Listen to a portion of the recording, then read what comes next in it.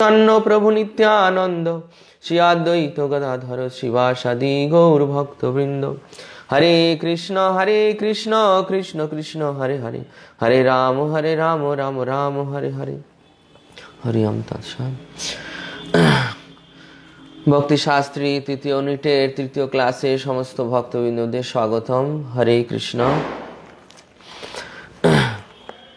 আমাদের তৃতীয় ক্লাসে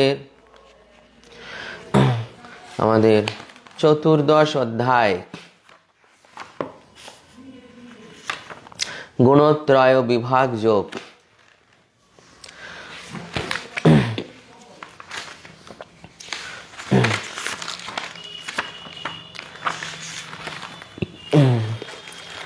দেখুন আপনাদের গাইড বইয়ে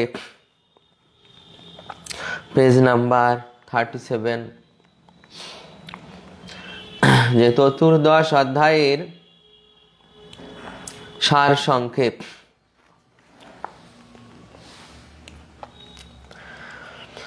চতুর্দশ অধ্যায়ের সার সংক্ষেপ 1 থেকে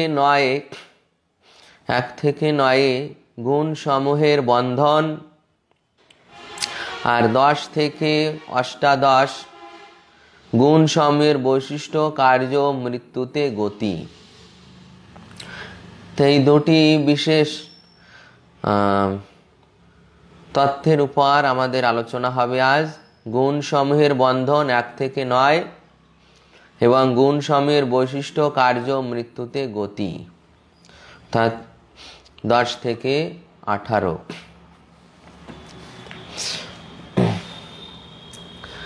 তো চতুর্দশ অধ্যায়ে শুরুর পূর্বে আমরা 2 মিনিট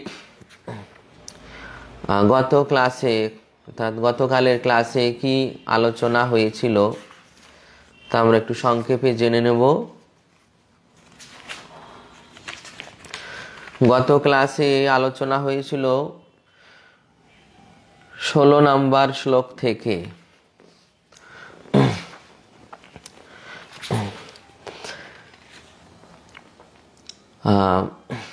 এর মধ্যে যা আপনার মনে আছে, সুলোচনা মাতাজি বলুন একটা বিষয় সংক্ষেপে বলবেন। হরে কৃষ্ণ প্রভু, দণ্ডবত প্রণাম। আমাদের যেটা আলোচনা হয়েছিল যে জড়জগতে তিনি অন্তরাত্মায় পরমাত্মা রূপে রয়েছেন, আর বাইরে চিন্ময় জগতেও তিনি অবস্থান করছেন, মানে ভগবান। কৃষ্ণ ভাবনার ফলে মন ও ইন্দ্রিয় নির্মল হলে তবেই তাকে দর্শন করা যায়। জ্ঞান সেটা হচ্ছে পরমাত্মা ভগবান সম্পর্কে জানা, জ্ঞেয় বস্তু পরমাত্মা সম্পর্কে জানা। আর জ্ঞানগম্য কথার অর্থ হচ্ছে জ্ঞানের দ্বারা যাকে জানা যায়। তো এখানে জ্ঞানগম্য কথার অর্থ হচ্ছে ভগবানকে যে দিব্য জ্ঞানের মাধ্যমে জানা যায়, অর্থাৎ কৃষ্ণ তত্ত্ব বিজ্ঞান। হরে কৃষ্ণ হরে কৃষ্ণ। কালিন্দী জীবন প্রভু। হরে কৃষ্ণ প্রভু, দণ্ডবত প্রণাম। এরপরে আমরা জানতে পারি যে ভগবান যদিও সমস্ত ভূতে, পরমাত্মা যদিও সমস্ত ভূতে বিভক্ত রূপে বোধ হয়, কিন্তু তিনিও অবিভক্ত। এই তত্ত্বটা আমরা জানতে পারি একটা উপমার মাধ্যমে, যেটা সূর্যের একটা উদাহরণ ছিল যে মধ্যাহ্নকালীন সূর্য তার কক্ষপথে অবস্থিত থাকলেও ব্যক্তির অবস্থার অনুসারেও তাকে যদি প্রত্যেকটা ব্যক্তিকে জিজ্ঞেস করা হয় যে সূর্য কোথায়, সে যখন বলবে সূর্য সে মাথার উপরে রয়েছে। অর্থাৎ আমরা এখানে জানতে পারি যে যদিও তিনি অবিভক্ত ভগবান, তবুও তিনি বিভক্তের মতো কার্য করছেন। মানে ওই বিষ্ণুর যে অচিন্ত শক্তির যে প্রভাব রয়েছে, তার প্রভাব যদিও তিনি অবিভক্ত, তবুও তাকে বিভক্তের মতো মনে হয়। হ্যাঁ, এটাই পাবো। আর একটা কলসি উদাহরণ দিয়েছিলেন আপনি, যে একটা কলসিতে প্রত্যেকটা পাত্রে আলাদা করে জল রাখলেও সূর্যের যদি প্রতিফলন হয় তাকে আলাদা আলাদা মনে হয়। আলাদা মনে হলেও কিন্তু উনি একজনই। হ্যাঁ, ওকে। আচ্ছা, আনন্দদায়িনী মাতাজি একটা বিষয় বলুন। হরে কৃষ্ণ প্রভু, শ্লোক নম্বর 20 থেকে বলছি যে প্রকৃতি ও জীবের বিকার। প্রকৃতির বিকারটা কিরকম হয়, যে প্রকৃতির বিকার হয় গুণসমূহের ওঠানামার মাধ্যমে, আর জীবাত্মার বিকার হয় যখন সে ভাবে যে সেই দেহ, আত্মা ধারণা যখন তার থাকে না। আর শ্লোক নম্বর 21 থেকে জানতে পারি কারণটা হচ্ছে প্রকৃতি। কারণ প্রকৃতির 3 গুণ ওই জড়ীয় কার্যগুলো নিয়ন্ত্রণ করে এবং প্রকৃতির 3 গুণের জন্য তিনি আচরণ করেন। উদাহরণটা হচ্ছে কুকুরের দেহ পেলে সে কুকুরে আচরণ করবে, বিড়ালের দেহ পেলে সে বিড়ালে আচরণ করবে। আর দাস সুপর্ণা নিয়ে আলোচনা হয়েছিল যে দাস সুপর্ণা হচ্ছে জীবাত্মা পরমাত্মা একই দিকে অবস্থান করবে। একজন জীবাত্মা ফল ভক্ষণ করে আরেকজন সখা রূপে অবস্থান করে ওই ফল সে ভোগ করবে না, কিন্তু সে তার উপদ্রষ্টা অনুমন্তা হিসেবে জীবাত্মার দেহে অবস্থান করবে। আর আপনি বলেছিলেন এই দাস উপন্যাস দ্বারা আমরা অদ্বৈতবাদীদের যুক্তিটা খণ্ডন করতে পারি। ওকে ওকে ওকে, আচ্ছা লাভলি মাতাজি একটা বিষয় বলুন। হরে কৃষ্ণ প্রভু, দণ্ডবাদ প্রণাম। 18 নম্বর শ্লোকে জ্ঞান বলতে কি বোঝানো হয়েছে? কৃষ্ণ তত্ত্ব জ্ঞান এবং দিব্য জ্ঞান, আর জ্ঞেয় মানে হলো জানার বিষয়। তিনি শ্রীকৃষ্ণকে জানার যোগ্য। মাতাজি এটা একবার হয়েছে, যদি এর বাইরে আর একটা থাকে তাহলে আপনি বলতে পারেন। তাহলে 19টা প্রভু বলবো। আচ্ছা বলুন। এখানে 3টি তত্ত্বের কথা বলা হয়েছে 19-এ। ক্ষেত্র হচ্ছে শরীর, আর জ্ঞান হচ্ছে কৃষ্ণকে জানার জ্ঞান, আর জ্ঞেয় জানার বিষয় কৃষ্ণ। জ্ঞেয় হলো কৃষ্ণকে জানার বিষয়। ওকে,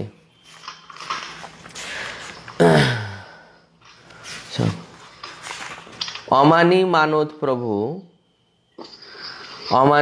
প্রভু লাস্টের থেকে একটা বিষয় বলুন, লাস্টের দিক থেকে।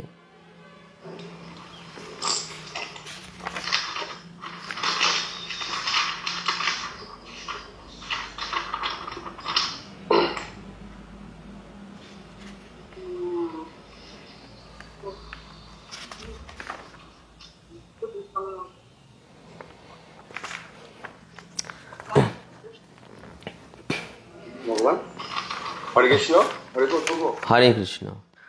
আত্মার অস্তিত্বের প্রমাণ, এটা বলুন, আত্মার অস্তিত্বের প্রমাণ। চেতনা, সমগ্র দেহে প্রবাহিত চেতনা। কি একটা উদাহরণ দেওয়া হলো, দৃষ্টান্ত দেওয়া হয়েছিল 34 নম্বর শ্লোকে। আচ্ছা, উদাহরণ দেওয়া হয়েছিল যে যেমন ওষুধ খেলে আমাদের শরীর ভালো হয়ে যায়, ঠিক সূর্যের এক জায়গায় থাকলেও রশ্মির দ্বারা সারা জগৎকে আলোকিত করে, এরকম। ঠিক সেইভাবে জীবাত্মা যদিও শরীরে অবস্থিত করছেন, তথাপি তার চেতনার দ্বারা সমস্ত শরীরকে আলোকিত করছে। হরে কৃষ্ণ। ঠিক আছে, আমরা 14 অধ্যায়ে শুরু করছি। 14 অধ্যায় গুণত্রয় বিভাগ যোগ। শ্রী ভগবান উবাচ। আপনাদের প্রশ্ন থাকলে আপনারা প্রশ্ন লিখে রাখবেন। আমরা জাস্ট 9টার সময় সমাপ্ত করব, 9টা 10 মিনিট পূর্বে সমাপ্ত করব পাঠ, আর 10 মিনিট আমি প্রশ্ন উত্তরের জন্য নেব। আর যদি কারো প্রশ্ন থেকে যায় তাহলে আপনারা আমার ব্যক্তিগত হোয়াটসঅ্যাপ নাম্বারে পাঠাবেন। এর বাইরে যদি কোনো প্রশ্ন থেকে যায় আমার হোয়াটসঅ্যাপ নাম্বারে পাঠাবেন, আমি আপনাদের রিপ্লাই দেব। হরে কৃষ্ণ। শ্রী ভগবান উবাচ। পরম ভূয় প্রবক্ষ্যামি জ্ঞানানাম জ্ঞানমুত্তমম যজ্ঞাত্বা মুনয়ো সর্বে পরাম সিদ্ধিমিতো গতা। পড়ুন কালিন্দী জীবন প্রভু। হরে কৃষ্ণ প্রভু। অনুবাদ। পরমেশ্বর ভগবান বললেন, পুনরায় আমি তোমাকে সমস্ত জ্ঞানের মধ্যে সর্বোত্তম জ্ঞান সম্বন্ধে বলবো, যা জেনে মুনিগণ এই জড়জগৎ থেকে পরম সিদ্ধি লাভ করেছিলেন। ওকে, দেখুন তাৎপর্য লক্ষ্য করুন। প্রথম থেকে 7ম অধ্যায় থেকে শুরু করে 12 অধ্যায় পর্যন্ত পরম তত্ত্ব বা পরম পুরুষোত্তম ভগবান সম্বন্ধে শ্রীকৃষ্ণ বিশদভাবে বর্ণনা করছেন। এখানে ভগবান স্বয়ং অর্জুনকে ভগবত তত্ত্ব সম্বন্ধে আরও জ্ঞান দান করেছেন।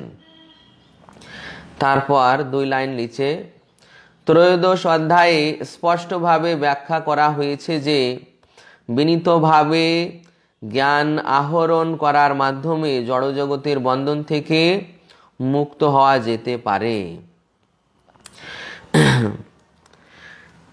ওর 2 লাইন নিচে দেখুন, এখন এই অধ্যায়ে ভগবান বর্ণনা করছেন প্রকৃতির সেই গুণগুলি কি, তারা কিভাবে ক্রিয়া করে, তারা কিভাবে জীবকে বন্ধনে আবদ্ধ করে এবং কিভাবে তারা মুক্তি দান করে। তাহলে এখানে কয়টি বিষয় বর্ণনা করছেন? প্রকৃতির সেই গুণগুলি কি? 1, তারা কিভাবে ক্রিয়া করে। 2, তারা কিভাবে জীবকে বন্ধনে আবদ্ধ করে। 3 এবং 4 হচ্ছে কিভাবে তারা মুক্তি দান করে, গুণ থেকে কিভাবে মুক্ত হওয়া যায়। 4টি বিষয় এখানে বর্ণিত হচ্ছে। 2য় শ্লোক, ইদম জ্ঞানমুপাশ্রিত্য মম সাধর্মমাগতা স্বর্গে পিনোপজায়ন্তে প্রলয়েনা ব্যথয়ন্তি চ। সত্যব্রত প্রভু অনুবাদ। এই জ্ঞান আশ্রয় করলে জীব আমার পরাপ্রকৃতি লাভ করে, তখন আর সে সৃষ্টির সময় জন্মগ্রহণ করেন না এবং প্রলয়কালেও ব্যতীত হয় না। ওকে, তা দেখুন এই শ্লোকের বিষয়বস্তু কি, যে এই জ্ঞান আশ্রয় করলে জীব আমার পরা প্রকৃতি লাভ করে। এই জ্ঞান বলতে কোন জ্ঞান বোঝানো হয়েছে? একজন হাত উঁচু করবেন। এই জ্ঞান বলতে কোন জ্ঞান বোঝানো হয়েছে? আচ্ছা, সুচারু প্রভু। দিব্য জ্ঞান। দিব্য জ্ঞান, দিব্য জ্ঞান, সেটা দিব্য জ্ঞান। তার বৈশিষ্ট্য হচ্ছে, তার বৈশিষ্ট্য কি? এখানে একটি বৈশিষ্ট্য বর্ণনা করা আছে। তার বৈশিষ্ট্য কি? হাত তুলুন। সেই দিব্য জ্ঞানের বৈশিষ্ট্য কি? জন্ম মৃত্যু চক্র থেকে মুক্ত হয়ে গুণগতভাবে পরম পুরুষোত্তম ভগবানের সঙ্গে। সেই দিব্য জ্ঞানের বৈশিষ্ট্য কি? একজন বলুন, হাত তুলুন।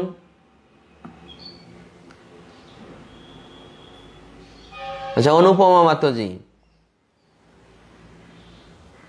এই দিব্য জ্ঞানের বৈশিষ্ট্য হচ্ছে এটা জন্ম মৃত্যু চক্র থেকে আমাদের মুক্তি দান করে। এই দিব্য জ্ঞানের বৈশিষ্ট্য হচ্ছে, আচ্ছা দীপ্তিময়ী মাতাজি।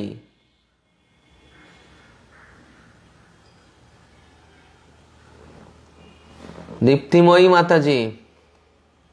পরমেশ্বর ভগবানের সমপর্যায়ভুক্ত হন। এই দিব্য জ্ঞানের বৈশিষ্ট্য হচ্ছে সেই জ্ঞান প্রকৃতির 3টি গুণের দ্বারা কলুষিত নয়, মানে 3টি গুণের দ্বারা কলুষিত নয়, 3টি গুণের কলুষিত প্রভাব থেকে মুক্ত। এই দিব্য জ্ঞান দেখুন 2য় প্যারাগ্রাফে রয়েছে। কিন্তু যে জ্ঞান প্রকৃতির 3টি গুণের দ্বারা কলুষিত নয় তাকে বলা হয় দিব্য জ্ঞান। এই জড়জগতে আমরা যে জ্ঞান আরোহণ করি তা জড়জগতের 3টি গুণের দ্বারা কলুষিত, কিন্তু যে জ্ঞান প্রকৃতির 3টি গুণের দ্বারা কলুষিত নয় তাকে দিব্য জ্ঞান বলা হয়। দিব্য জ্ঞানের বৈশিষ্ট্য হচ্ছে এটাই, যে তা 3টি গুণের দ্বারা কলুষিত নয়। তাহলে পরা প্রকৃতি, নেক্সট প্রশ্ন, পরা প্রকৃতি কি? হাত উঁচু করুন যারা তাৎপর্য অধ্যয়ন করেছেন। পরা প্রকৃতি,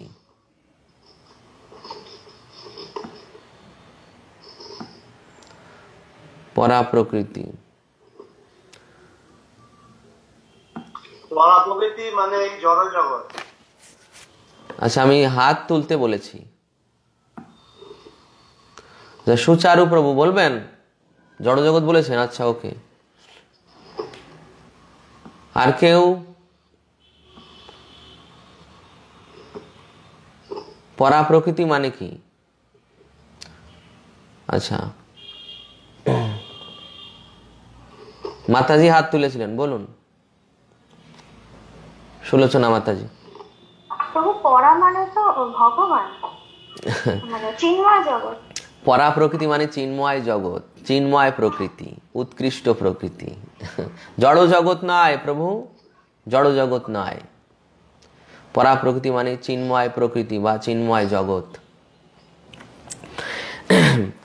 তো দেখুন, এই জ্ঞান অর্থাৎ দিব্য জ্ঞান আশ্রয় করলে জীব আমার পরা প্রকৃতি লাভ করে, অর্থাৎ চিন্ময় প্রকৃতি, বা এই জগতে থেকেও সে চিন্ময় প্রকৃতির আশ্রিত হয়। ভগবদ গীতা আপনার একটা শ্লোক পড়ে থাকবেন হয়তো, মহাত্মানস্তু মাং পার্থ দৈবীং প্রকৃতিমাশ্রিত ভজন্ত অনন্য মনস জ্ঞাত্বা ভূতাদিম অব্যয়ম।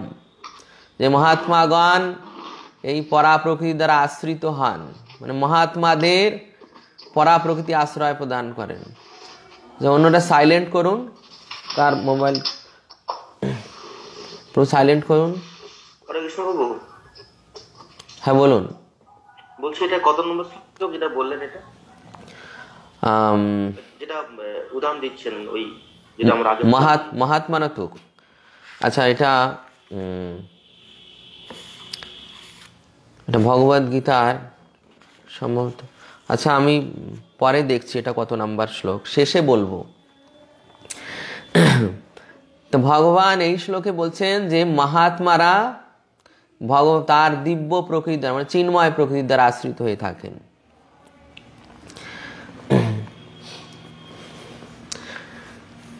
সৃষ্টির সময়ে কেউ যদি এই পরা প্রকৃতি আশ্রয় করে, তাহলে সৃষ্টির সময় তাকে আর জন্মগ্রহণ করতে হয় না, প্রলয়কালেও ব্যথিত হতে হয় না। মানে তিনি ভগবত ধামে উত্তীর্ণ হয়ে যান, ভগবত ধামে উত্তীর্ণ হয়ে যান। ভগবত ধাম সম্বন্ধে দেখুন লাস্টের 4 লাইন, লাস্টের 4 লাইন। দিশারি মাতাজি আছেন? লাস্টের 4 লাইন পড়বেন। আপনার তো ইংলিশে নাকি? না না প্রভু, বাংলা। আচ্ছা আচ্ছা। হরে কৃষ্ণ প্রভু, দণ্ডবোধ প্রণাম।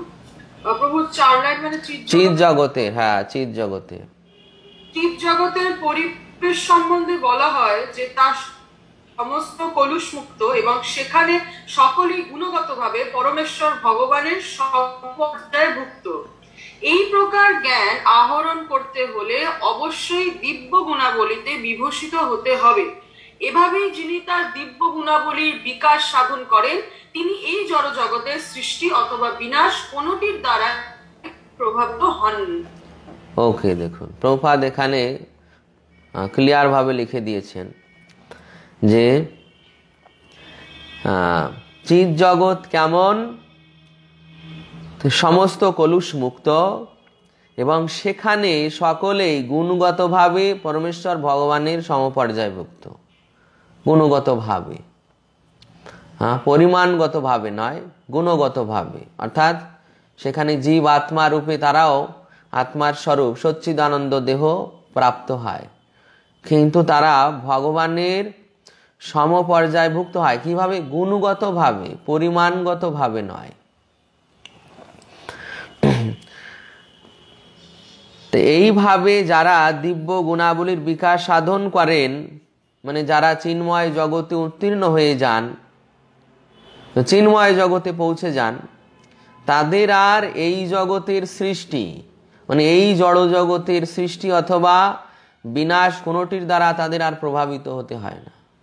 মানে তারা জড় জগতের বাইরে চলে গেলেন, চিন্ময় জগতে প্রবেশ করে গেলেন। তখন এই জগতে কি হলো না হলো তাদের আর তার দ্বারা কোনো কিছু দ্বারা প্রভাবিত হন না।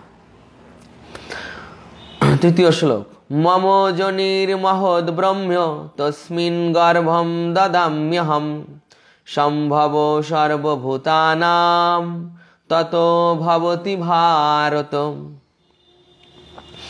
আচ্ছা, পলক হরিদাস প্রভু অনুবাদ করুন। হে ভারত, প্রকৃত সংজ্ঞকে ব্রহ্ম আমার যোনি স্বরূপ এবং সেই ব্রহ্মে আমি গর্ভধান করি, যার ফলে সমস্ত জীবের জন্ম হয়। হরে কৃষ্ণ। হরে কৃষ্ণ। আমাদের সমস্ত ক্লাস, হোল ক্লাসের উপর প্রশ্ন থাকছে যে এখানে অনুবাদে যে বর্ণন করা হয়েছে, প্রভুপাদ তাৎপর্যে যে বর্ণন করেছেন, সে তাৎপর্যের আলোকে আপনি আপনার উপলব্ধি অনুসারে বর্ণন করবেন। আপনি আপনার উপলব্ধি অনুসারে বর্ণন করবেন। এখান থেকে প্রভুপাদের কিছু এক্সাম্পল বা দৃষ্টান্ত এগুলো নিতে পারবেন। হরে কৃষ্ণ। একজন হাত তুলবেন যিনি তাৎপর্য পড়েছেন এবং বলতে পারবেন। আর কেউ একজন মাতাজি হাত তুলেছেন?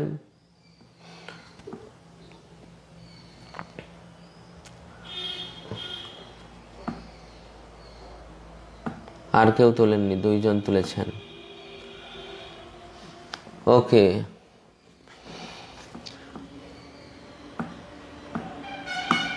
অনুপমা মাতাজি বলুন। ওই তাৎপর্যে প্রভুপাদ একটা উদাহরণের মাধ্যমে এখানে বুঝিয়েছেন যে কাঁকড়া বিছে অনেক সময় চালের গাদার ভেতরে ডিম পারে। তো অনেকে বলা হয় যে চাল থেকে কাঁকড়া বিচের উৎপত্তি, আসলে সেটা না। প্রকৃতির ভেতরে ভগবান পরম পুরুষোত্তম তাই জীব উৎপন্ন হয়। তাই এখানে বলা হয়েছে যে এই প্রকৃতি আমার যোনি এবং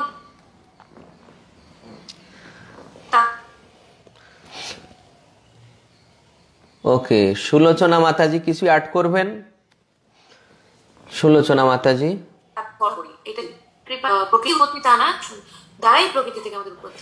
ওকে, সুলোচনা মাতাজি যদি কিছু অ্যাড করার থাকে।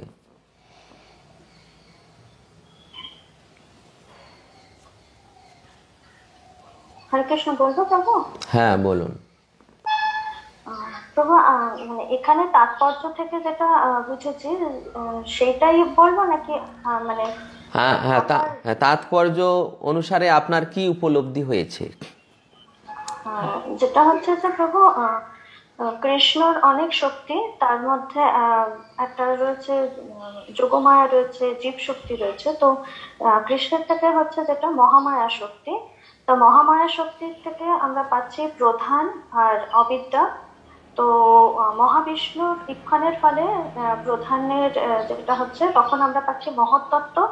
মহত্তত্ত্বের যে 24টা যে উপাদানগুলো রয়েছে তখন সেগুলো অ্যাক্টিভেটেড হয়।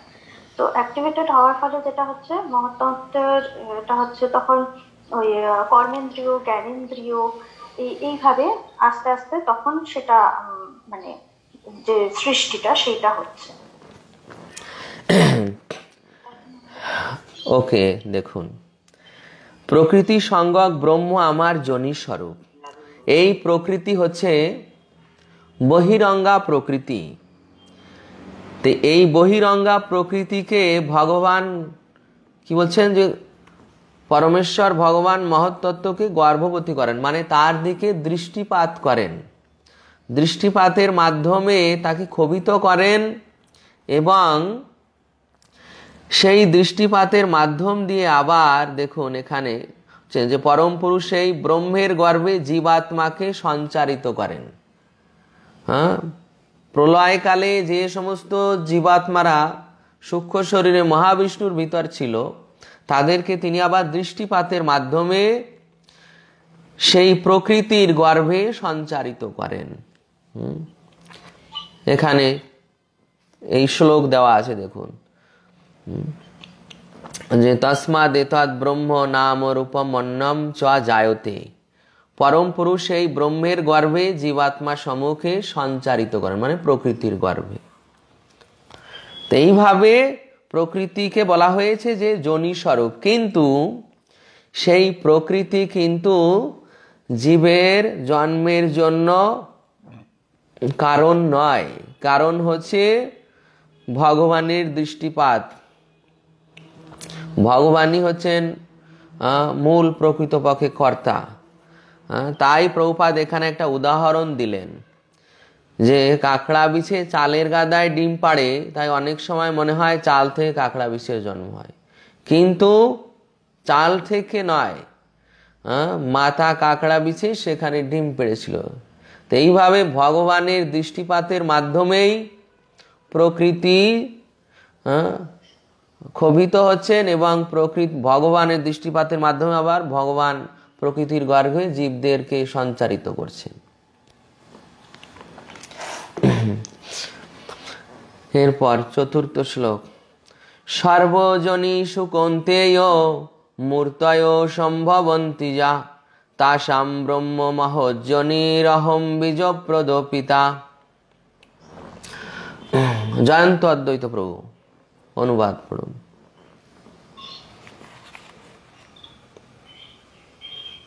চতুর্থ শ্লোক। অনুবাদ।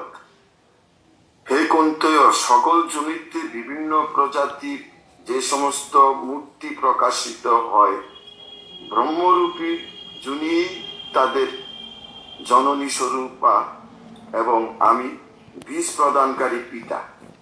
ওকে, মানে পূর্বে যে তৃতীয় শ্লোকে যে বিষয়টি বলা হলো, সেই বিষয়টি আরো ক্লিয়ার ভাবে ভগবান এখানে বলছেন যে সকল জনিতে যে সমস্ত মূর্তি প্রকাশিত হয়, সকল জনিতে যে সমস্ত মূর্তি মানে বৃক্ষ, পশু পাখি, মনুষ্য, এই যে মূর্তি প্রকাশিত হয়, ব্রহ্মরূপী যোনি মানে প্রকৃতি, ব্রহ্মরূপী যোনি মানে প্রকৃতি, জড়া প্রকৃতি, ব্রহ্মরূপী যোনি তাদের জননী স্বরূপা। তো সেই প্রকৃতিকে, জড়া প্রকৃতিকে জননী স্বরূপা বলা হয়েছে, মা স্বরূপা, মাতা স্বরূপা, এবং আমি তাদের বীজ প্রদানকারী পিতা। শ্রীকৃষ্ণ এখানে মহাবিষ্ণু হচ্ছেন বীজ প্রদানকারী পিতা। দেখুন তাৎপর্যে লাস্ট 2 লাইনে প্রভুপাদ লিখছেন যে এর সারমর্ম হচ্ছে পূর্বকৃত কর্ম অনুসারে জীবাত্মাকে জড় জগতের গর্ভে সঞ্চারিত করা হয় এবং সৃষ্টির সময় তারা বিভিন্ন মূর্তিতে মানে বিভিন্ন রূপে, মনুষ্য রূপ, পশুর রূপ, বৃক্ষের রূপ, এইভাবে তারা প্রকাশিত হয়। পঞ্চম শ্লোক। সত্যম রজস্তম ইতি গুণা প্রকৃতি সম্ভবা নিবন্ধন্তি মহাবাহো দেহে দেহিনমব্যয়ম।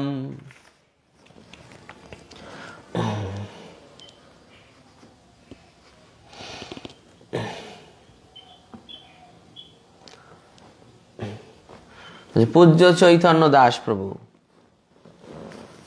অনুবাদ পড়ুন। ধন্যবাদ, প্রণাম প্রভু। হে মহাবাহু, জড়া প্রকৃতি থেকে যার সত্য, রজ ও তম এই 3টি গুণ এই দেহের মধ্যে অবস্থিত অব্যয় ও জীবকে আবদ্ধ করে।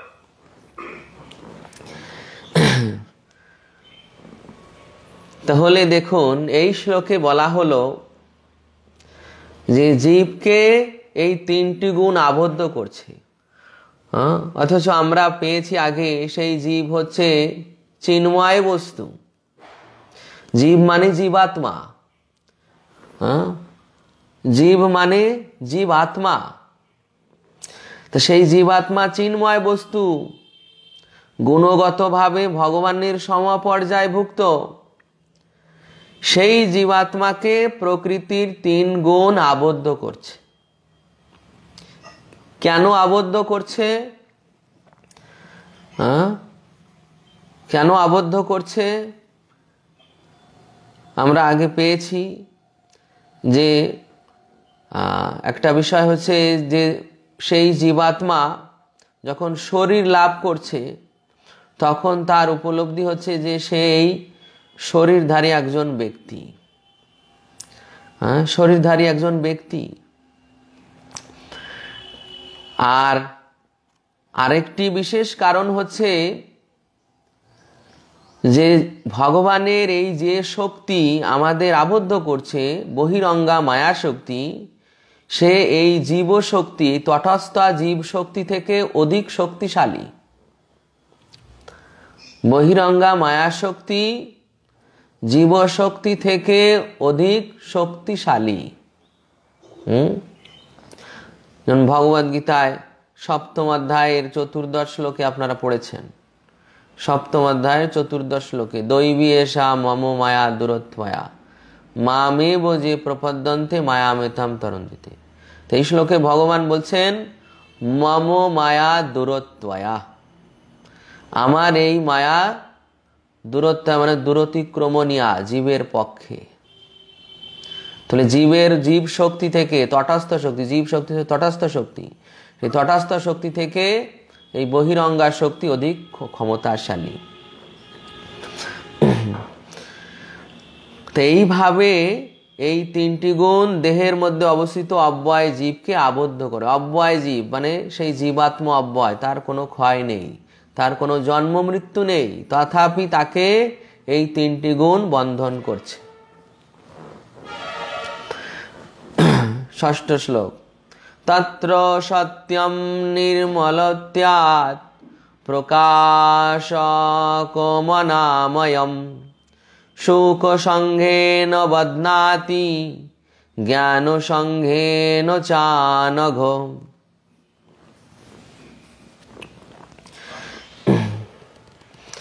অনুবাদ পড়ুন পদ্ম পলাশলোচন প্রভু।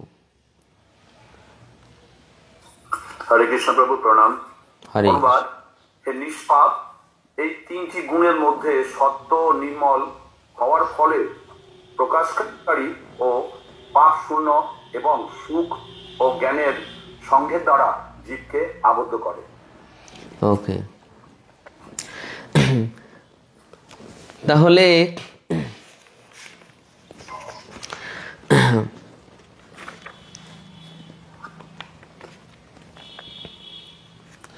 দেখুন প্রথম শ্লোকের তাৎপর্যে প্রভুপাদ 4টি প্রশ্ন বর্ণনা করেছিলেন। প্রথম শ্লোকের তাৎপর্যে প্রকৃতির সেই গুণগুলি কি, তো সেই গুণগুলি আমরা দেখুন পঞ্চম শ্লোকে পেয়েছি। পঞ্চম শ্লোকে পেয়েছি সত্য রজ তম।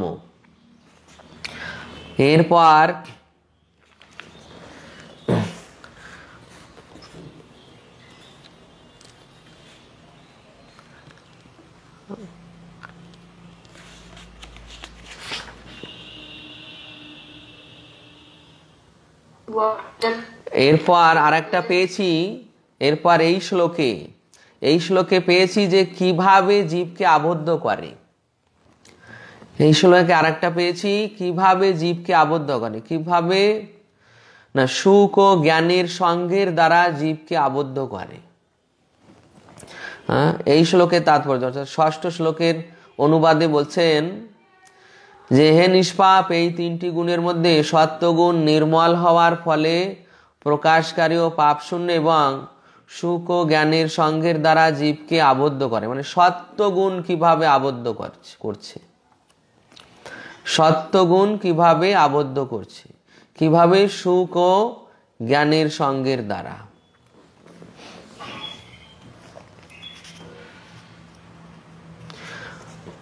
এর আগের শ্লোকেও পেয়েছি যে এই 3টি গুণ এই দেহের মধ্যে অবস্থিত অব্যয় জীবকে আবদ্ধ করে। তো ওখানেও এরকম বলা হয়েছে লাস্ট শ্লোকে যে নানা রকম সুখ ও দুঃখের সেটি হচ্ছে কারণ। যে জীব যেহেতু তাদের বিভিন্ন প্রকৃতি অনুসারে ভিন্ন ভিন্ন দেহ প্রাপ্ত হয়, তাই তাদের সেই প্রকৃতি অনুসারে তারা সেই কর্ম করতে বাধ্য হয়। নানা রকম সুখ ও দুঃখের সেটি হচ্ছে কারণ। তো এইভাবে এই শ্লোকে বলা হলো, এই শ্লোকে তাৎপর্যে যে সত্ত্বগুণের দ্বারা কিভাবে আবদ্ধ হচ্ছে। অনুবাদে দেখুন সুখ ও জ্ঞানের সঙ্গের দ্বারা জীবকে আবদ্ধ করছে।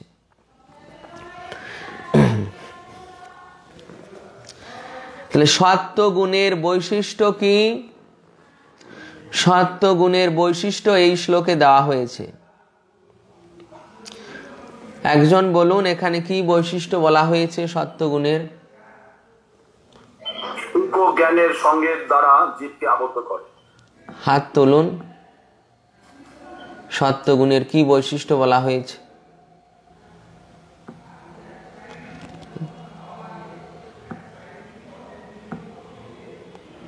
আচ্ছা, আনন্দ দায়নি মাতাজি। হরে কৃষ্ণ প্রভু, এটা নির্মল নির্মল জ্ঞান এবং মানে সূক্ষ্মপ্রদ।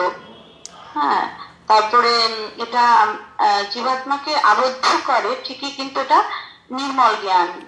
হ্যাঁ, মানে পাপশূন্য আর কি। ওকে, দেখুন এই অনুবাদেই দেওয়া হয়েছে যে সত্যগুণ নির্মল, তারপর পরবর্তী বৈশিষ্ট্য হচ্ছে প্রকাশকারী, তার পরবর্তী বৈশিষ্ট্য হচ্ছে পাপ শূন্য, এবং কি সুখ দানকারী।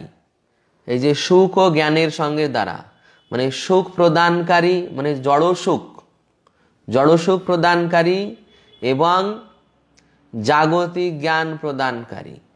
এই জ্ঞান মানে জড়জাগতিক জ্ঞান, এই জ্ঞান মানে জড়জাগতিক জ্ঞান। এখানে এই যে সত্যগুণের দ্বারা যে জ্ঞান হচ্ছে, এটা হচ্ছে জড়জাগতিক জ্ঞান। গুণের প্রভাবে যে জ্ঞান হয় সেটা হচ্ছে জড়জাগতিক জ্ঞান, আর যেটা গুণের বাইরে সেটা হচ্ছে দিব্য জ্ঞান। গুণের বাইরে যেটা, সেটাই হচ্ছে দিব্য জ্ঞান। তো এইভাবে সুখ ও জ্ঞানের সঙ্গের দ্বারা জীবকে আবদ্ধ করছে। তাৎপর্যের দ্বিতীয় প্যারাগ্রাফ একটু পড়বেন। আচ্ছা, সত্যব্রত প্রভু, তাৎপর্যের দ্বিতীয় প্যারাগ্রাফটা একটু পড়ুন। এখানে অসুবিধা হচ্ছে এই যে জীব যখন সত্যগুণে অধিষ্ঠিত হন, তখন তিনি মহান হয়ে মনে করেন যে তিনি খুব জ্ঞানী এবং অন্যদের থেকে শ্রেয়। এইভাবে তিনি জড়জগতের বন্ধনে আবদ্ধ হয়ে পড়েন। সেই সম্বন্ধে সবচেয়ে ভালো দৃষ্টান্ত হচ্ছে বিজ্ঞানী ও দার্শনিকেরা। দেখুন এখানে এই যে সত্যগুণে সুখ ও জ্ঞানের মাধ্যমে, আর নয় প্রভু, এই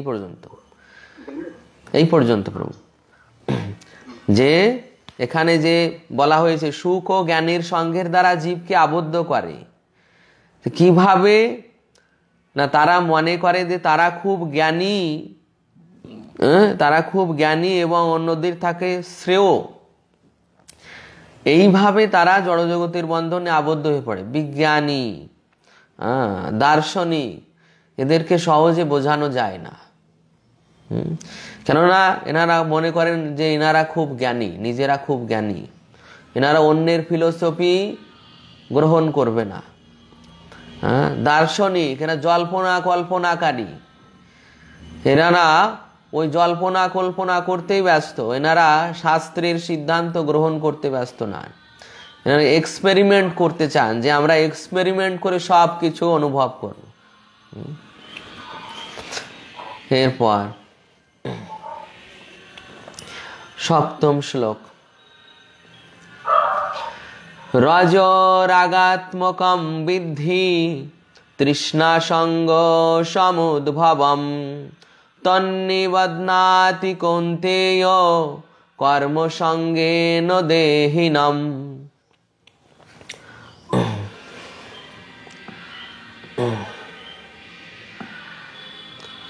নির্মল নস্কর প্রভু অনুবাদ পড়ুন। হরে কৃষ্ণ প্রভু, ধন্যবাদ প্রণাম। অনুবাদ। হে কৌতীর্ণ, রজগুণ অনুরাগাত্মক এবং তা তৃষ্ণা ও আসক্তি থেকে উৎপন্ন বলে জানবে, এবং সেই রজগুণই জীবকে সকাম কর্মের আসক্তির দ্বারা আবদ্ধ করে। দেখুন এখানে ভগবান বলছেন যে রজগুণ অনুরাগাত্মক এবং তা তৃষ্ণা ও আসক্তি থেকে উৎপন্ন বলে জানবে। রজগুণ কি? অনুরাগাত্মক। অনুরাগাত্মক মানে কি? কে বলতে পারবেন? যারা অনুবাদ পড়েছেন, অনুরাগাত্মক মানে কি? আচ্ছা, হাত তুলুন। সাইলেন্ট করুন, সাইলেন্ট করুন প্রভু, সাইলেন্ট করে হাত তুলুন। রজগুণ অনুরাগাত্মক, অনুরাগাত্মক মানে কি?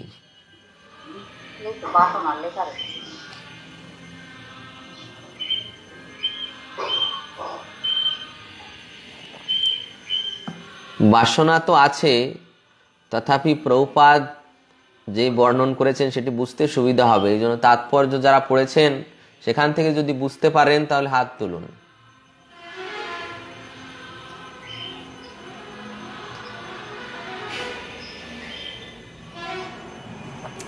ওকে, দেখুন এই যে রজগুণ অনুরাগাত্মক মানে এখানে শব্দার্থে বলা হচ্ছে যে বাসনা, এই বাসনা কি না পরস্পর বিপরীত লিঙ্গের প্রতি আকর্ষণ।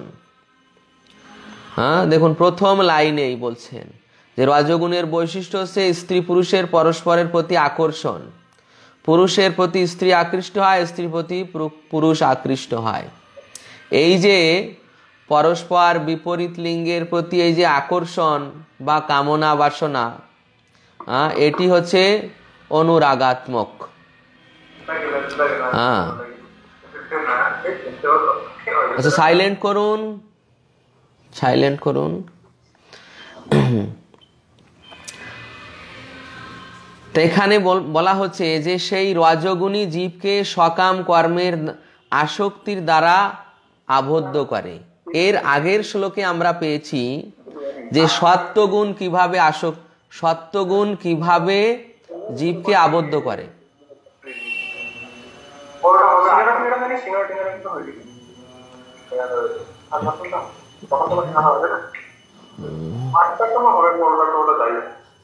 হরে কৃষ্ণ।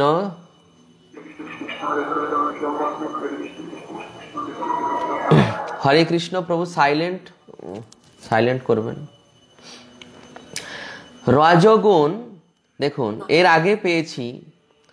আগে পেয়েছি যে সত্ত্বগুণ কিভাবে আবদ্ধ করছে, সুখ ও জ্ঞানের সঙ্গের দ্বারা। আর এই শ্লোকে পেলাম যে রজগুণ কিভাবে আবদ্ধ করছে না সকাম কর্মের আসক্তির দ্বারা। সকাম কর্ম মানে কি? সকাম কর্ম মানে কি? সকাম কর্ম মানে কি? সুলোচনা মাতাজি। সকাম কর্ম মানে হচ্ছে দেব দেবী পুজো করা, যাগযজ্ঞ করা, স্কুল কলেজ হাসপাতাল এইসব তৈরি করা। ওকে, হ্যাঁ, বেদের কর্মকাণ্ড। মেয়েদের কর্মকাণ্ডে যে সকাম কর্মের কথা বলা হয়েছে, দেবদেবীর পূজা, যাগ যজ্ঞ, অর্থাৎ ফল কামনা করে, ফল কামনা করে। এই রজগুণে যারা রয়েছে তারা যে কর্ম করে সব ফল কামনা করে। যে পূজা, যে উৎসব, যে পার্বণ, যে কার্য করুক না কেন তাদের উদ্দেশ্য থাকে ফল, ফল কামনা। তো এইভাবে তারা সকাম কর্মের আসক্তির দ্বারা ওই রজগুণ জীবকে আবদ্ধ করে। মানে এই ফল কামনা করে মনে করুন পূজা পার্বণ করছে, যজ্ঞ করছে, ব্রত করছে, কেন না ওই সকাম কর্মের ফল তারা লাভ করতে যায়। এই যে সকাম কর্মের ফলের প্রতি তাদের আসক্তি, এই আসক্তি তাদেরকে রজগুণের দ্বারা আবদ্ধ করে। দেখুন তাৎপর্যে দ্বিতীয় লাইনে প্রভুপাদ বলছেন যে মানুষের মধ্যে যখন রজগুণ বর্ধিত হয় তখন তারা জাগতিক সুখ ভোগের আকাঙ্ক্ষা বৃদ্ধি পায়। সে তখন ইন্দ্রিয় সুখ ভোগ করতে চায়। ইন্দ্রিয় সুখ ভোগ করার জন্য রজগুণে অধিষ্ঠিত মানুষ সমাজে অথবা জাতিতে প্রতিষ্ঠা কামনা করে এবং স্ত্রী পুত্র গৃহ সমন্বিত একটি সুখী পরিবার কামনা করে। এগুলি হচ্ছে রজগুণের প্রভাব। তো এই রজগুণের প্রভাব এইভাবে জীবকে সকাম কর্মের দ্বারা আবদ্ধ করছে। ওকে, অষ্টম শ্লোক। তমস্তজ্ঞানজম বিদ্ধি মোহনম সর্বদেহিনাম প্রমাদালস্য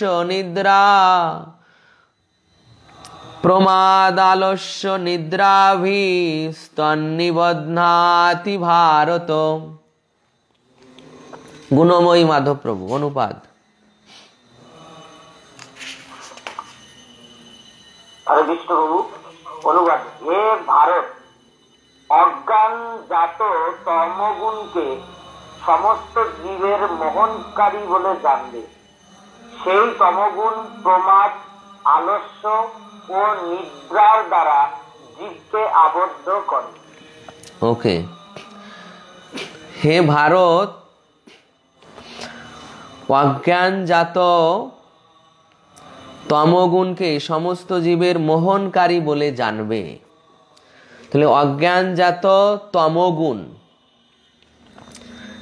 কি থেকে জাত?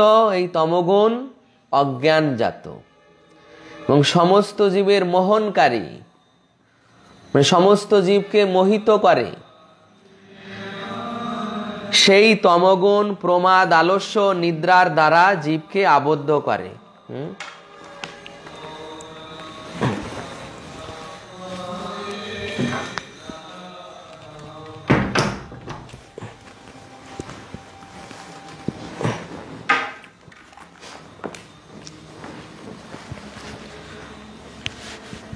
জীবকে মোহন করছে কিসের দ্বারা? অজ্ঞানজাত তমগুণ। সেই তমগুণ প্রমাদ, আলস্য, নিদ্রার দ্বারা জীবকে আবদ্ধ করে। তো একবার জীবকে মোহন করছে, মোহন করে তাকে আবদ্ধ করছে কিসের দ্বারা? প্রমাদ। প্রমাদ মানে হচ্ছে কি? প্রমাদ মানে মোহগ্রস্ত। প্রমাদ মানে মোহগ্রস্ত। আলস্য, এরপর আলস্য মানে যে মানে যে কোনো কার্যে নিরুৎসাহিতা বা কোনো প্রকার কাজ করতে তার ভালো লাগে না, কোনো প্রকার কার্যে তার মন নেই, উদাসীন ভাব, উদাসীন ভাব। মনে হয় সর্বদা যেন নিদ্রা চলে আসছে, সর্বদা নিদ্রার যুক্ত ভাব, এরকম আলস্য। এবং নিদ্রা, এবং নিদ্রা কি না, মানে নিদ্রায় অধিকক্ষণ, দিনের অধিকাংশ সময় সে নিদ্রায় নিদ্রাচ্ছন্ন হয়ে থাকে। অধিকাংশ সময় নিদ্রাচ্ছন্ন হয়ে থাকে। তো এগুলো হচ্ছে সেই তমগুণের বৈশিষ্ট্য যা জীবকে আবদ্ধ করে। দেখুন এখানে প্রভুপাদ এই তিনটি বিষয় বর্ণনা করছেন।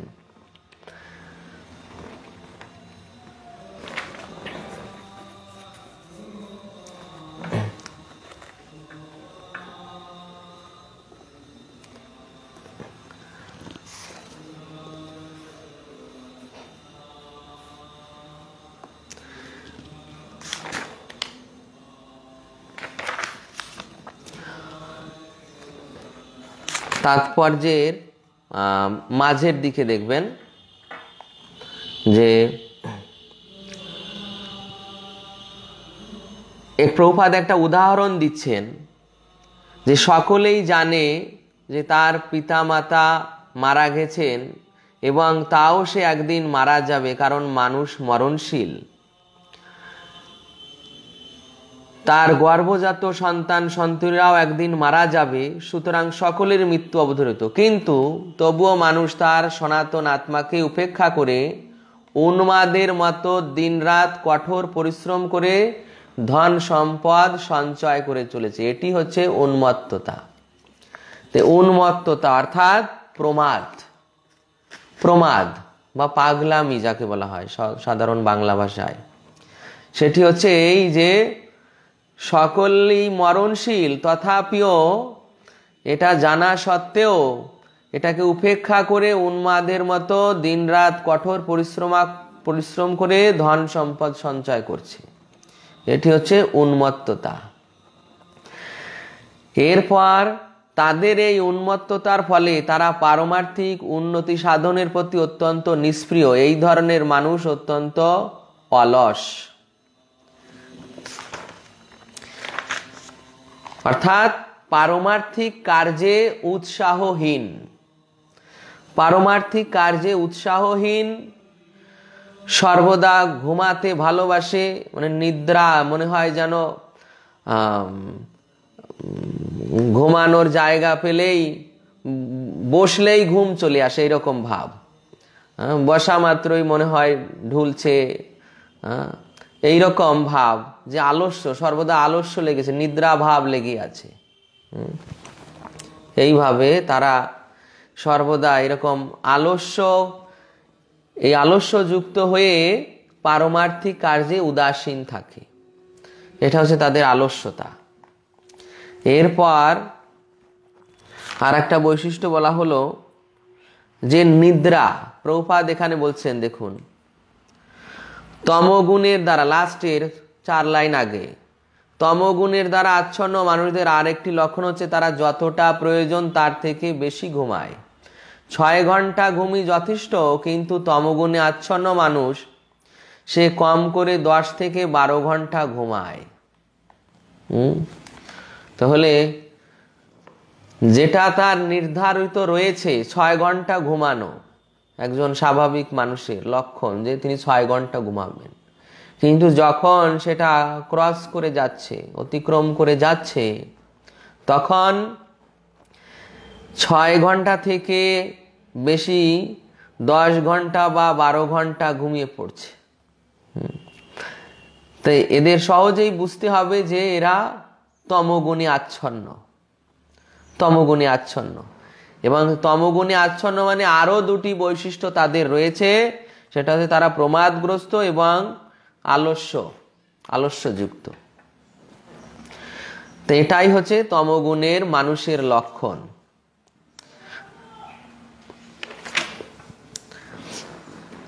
এরপর 9ম শ্লোক।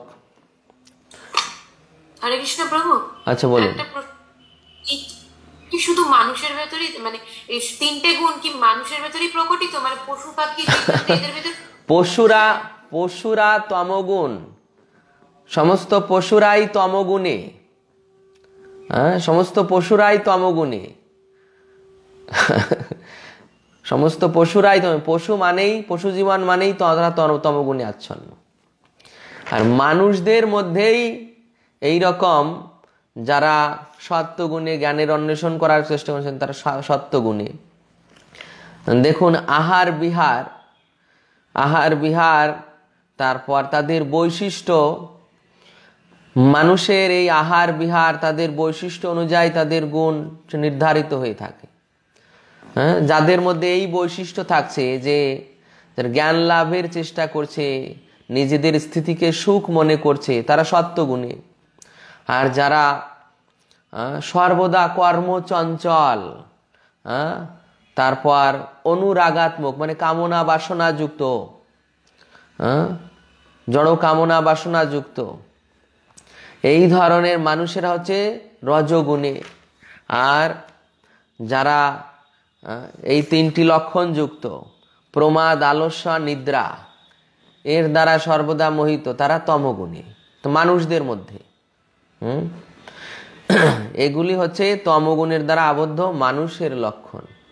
এরপর 9ম শ্লোকে আরো বিষয় বর্ণনা করছে, দেখুন। সত্যম সুখে সঞ্জয়তি রজ কর্মণি ভারত, জ্ঞানমাবৃত্য তু তম প্রমাদে সঞ্জয়ত্যুত।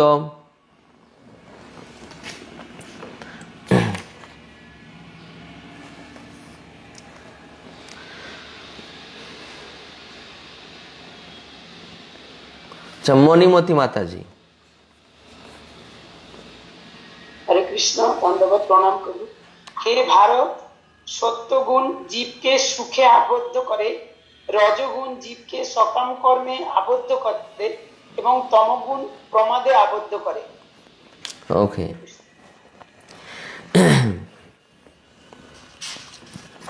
তাহলে সত্ত্বগুণ জীবকে কিসে আবদ্ধ করে? সুখে। রজগুণ সকাম কর্মে আবদ্ধ করে, আর তমগুণ প্রমাদে আবদ্ধ করে। তো দেখুন এই নবম শ্লোকে, এর পূর্বে যে আমরা 3টি শ্লোক অধ্যয়ন করেছি, যে সত্ত্ব রজ তমগুণ 6, 7, 8, এই 6, 7, 8 এখানে যে বর্ণনা করা হয়েছে, এই নবম শ্লোকে একসঙ্গে ভগবান বলছেন যে গুণের দ্বারা কিভাবে জীব আবদ্ধ হয়। যে সত্ত্বগুণ সুখে আবদ্ধ করে, রজগুণ সকাম কর্মে আবদ্ধ করে এবং তমগুণ প্রমাদে আবদ্ধ করে।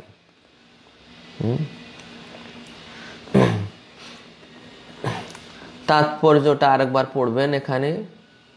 আচ্ছা, করুণা প্রভু, করুণা প্রভু,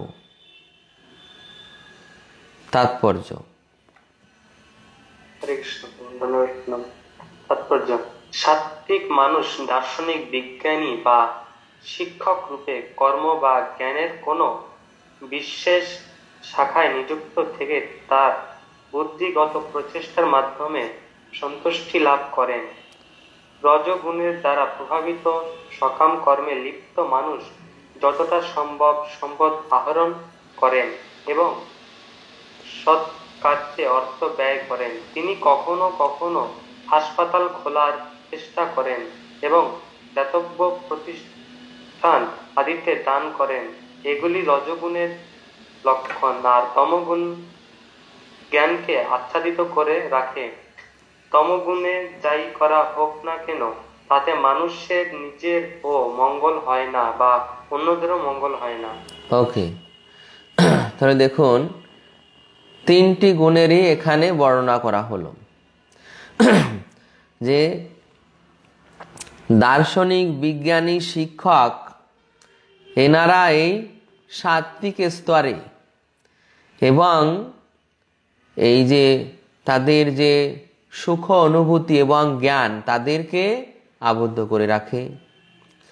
আর রজগুণ যারা অত্যধিক কর্মচঞ্চল, রাজনৈতিক নেতা, সমাজের বিশিষ্ট ব্যক্তি, যারা বিভিন্ন ধরনের সামাজিক অনুষ্ঠান, বড় বড় প্যান্ডেল করে কোনো বিশেষ পূজা পার্বণ এর বিশেষ দায়িত্ব থাকেন, সভাপতি, এই ধরনের আদি, এনারা সাধারণত এই প্রকার রজগুণের দ্বারা প্রভাবিত, আর প্রভাবিত হয়ে সৎ কার্যে অর্থ ব্যয় করছেন। স্কুল, কলেজ, হাসপাতাল খোলার জন্য অর্থ ব্যয় করছেন, হচ্ছে রজগুণী। আর তমগুণে কি জ্ঞানকে আচ্ছাদিত করে, কেননা তারা সর্বদা প্রমাদ, আলস্য, নিদ্রাযুক্ত। তো এই স্তরের মানুষ ঠিক পশুর মতো এদের জীবন, না এনারা কোনো সুখ পায়, না এদের কোনো জ্ঞানের প্রচেষ্টা করে।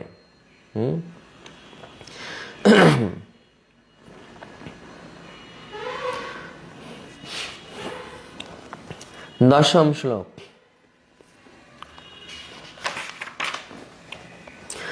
রজস্তমশ্চা বিভূয় সত্যম ভবতি ভারত, রজ সত্যম তমশ্চৈব তম সত্যম রজস্তথা। প্রজ্ঞা মাতাজি।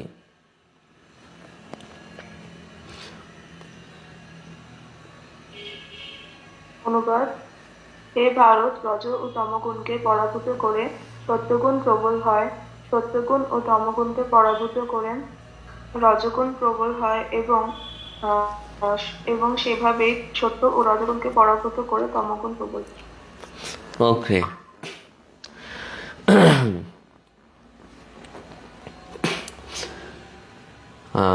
হোল ক্লাসের কাছে প্রশ্ন,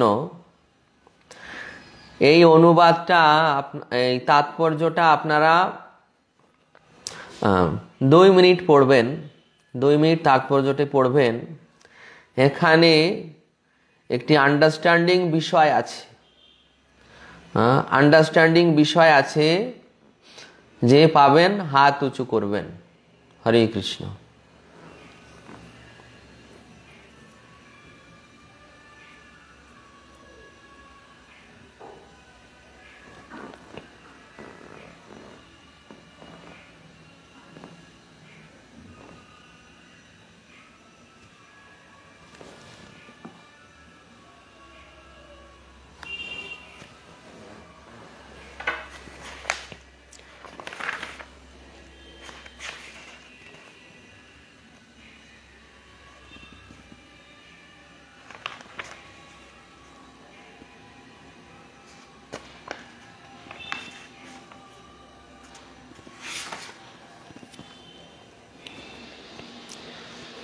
বলবো?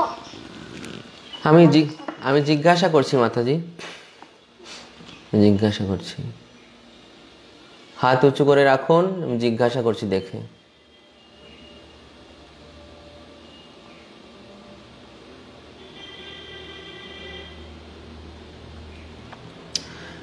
শুধু পয়েন্টটা বলবেন, ঠিক হলে আমি বর্ণন করতে বলবো।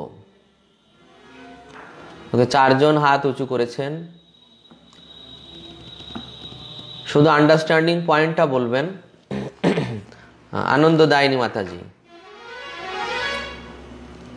হরে কৃষ্ণ প্রভু, এখানে যদিও গুণগুলোর মধ্যে প্রতিযোগিতা চলছে, না আপনি শুধু আন্ডারস্ট্যান্ডিং পয়েন্টটা বলুন। আন্ডারস্ট্যান্ডিং পয়েন্টটা হচ্ছে আমাদের এই 3টে অগুণকে অতিক্রম করে শুদ্ধ সত্য অধিষ্ঠিত হতে হবে, যে অবস্থায় আমরা ভগবতত্ত্ব উপলব্ধি করতে পারবো, যাকে বলা হচ্ছে বাসুদেবের স্থিতি। আপনি তো বর্ণন করেই দিলেন, বর্ণন করতে বলিনি। ওকে, এই আন্ডারস্ট্যান্ডিং পয়েন্ট হচ্ছে বাসুদেব স্থিতি। বাসুদেব স্থিতি দেখুন, অনুবাদে বলা হচ্ছে যে রজ তমগুণকে পরাভূত করে সত্যগুণ প্রবল হয়, সত্য তমগুণকে পরাভূত করে রজগুণ প্রবল হয়, আবার সত্য রজগুণকে পরাভূত করে তমগুণ প্রবল হয়। এটা এক একটা গুণের আধিক্য কিভাবে হচ্ছে। আর তাৎপর্যে প্রভুপাদ দেখুন লাস্টের 4 লাইন উপরে,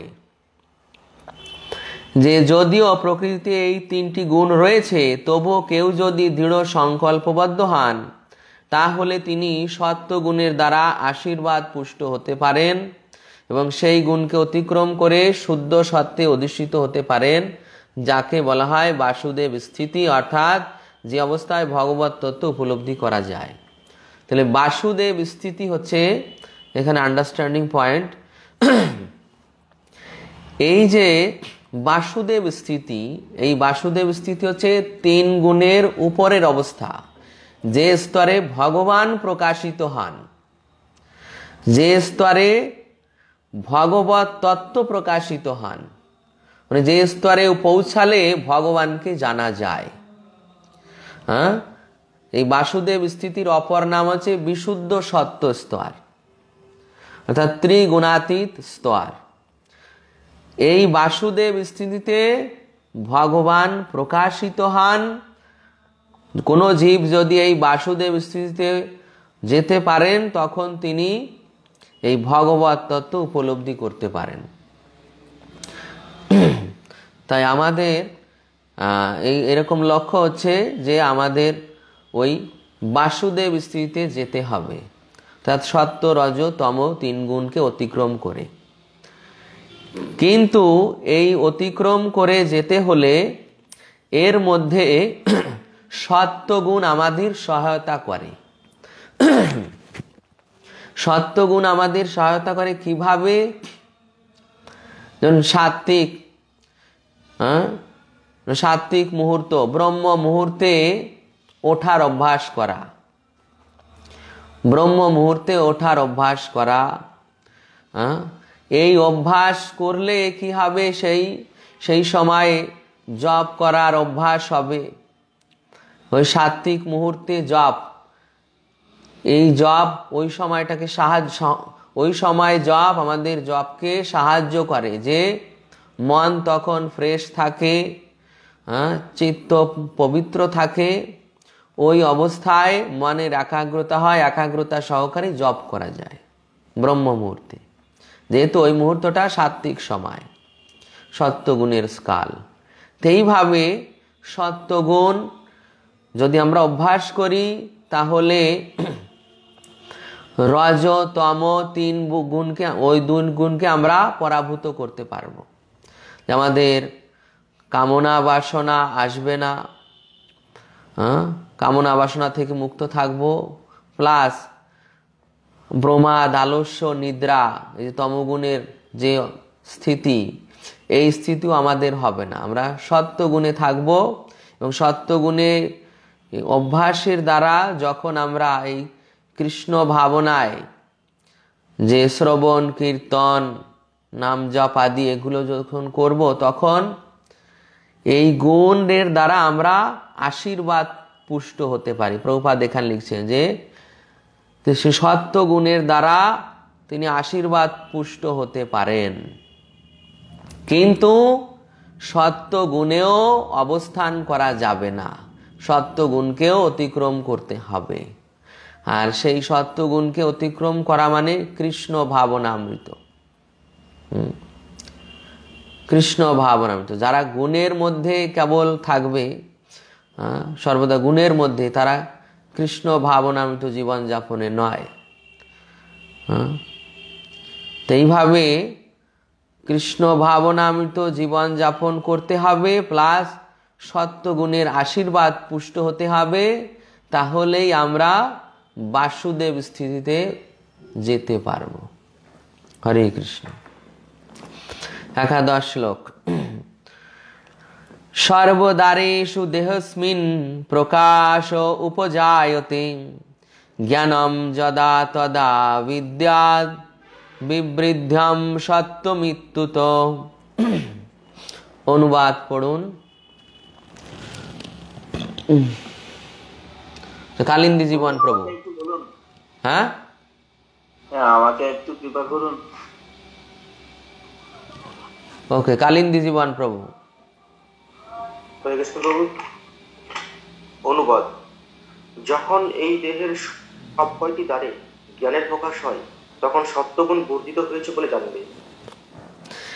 যখন এই দেহের সব কয়টি দ্বারে জ্ঞানের প্রকাশ হয় তখন সত্যগুণ বর্ধিত হয়েছে বলে জানবে।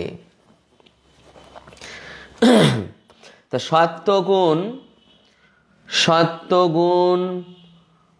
সত্যগুণের প্রকাশ কিভাবে হচ্ছে?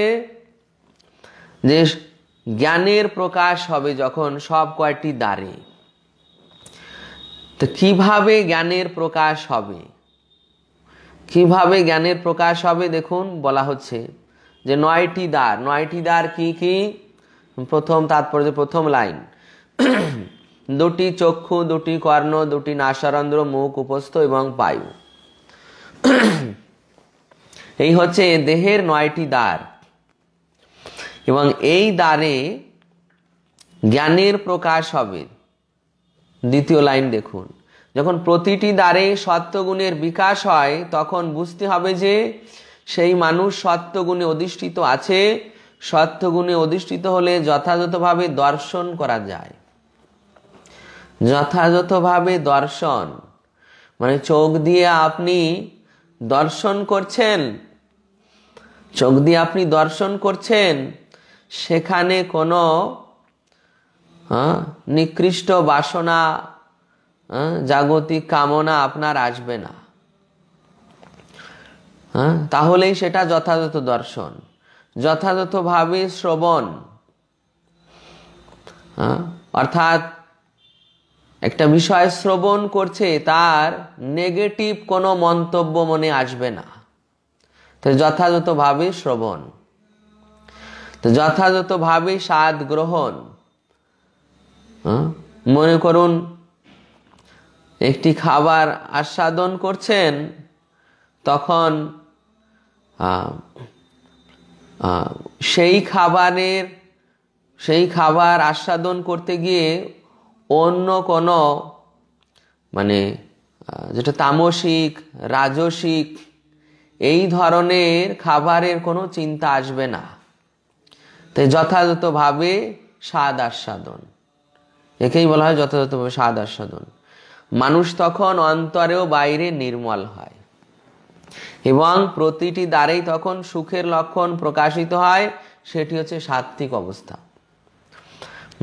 চোখ দিয়ে আপনি ঠিক ঠিক বস্তু দর্শন করবেন, কর্ণ দিয়ে আপনি যথাযথভাবে শ্রবণ করবেন। এই সমস্ত দ্বারা তখন যথাযথভাবে সমস্ত কার্য হবে। তা সেটাই হচ্ছে সাত্ত্বিক অবস্থা। এরকম যথাযথভাবে যখন সমস্ত কিছু সম্পাদিত হবে তখন বোঝা যাবে যে সেই ব্যক্তি সাত্ত্বিক অবস্থায় বিরাজিত। এরপর রাজসিক অবস্থা, দ্বাদশ শ্লোকে লোভ প্রবৃত্তির আরম্ভ কর্মণাম স্পৃহা রজস্যেতানি জায়ন্তে বিবৃদ্ধে ভরতর্ষভ। তীর্থ প্রতিপ্রভু।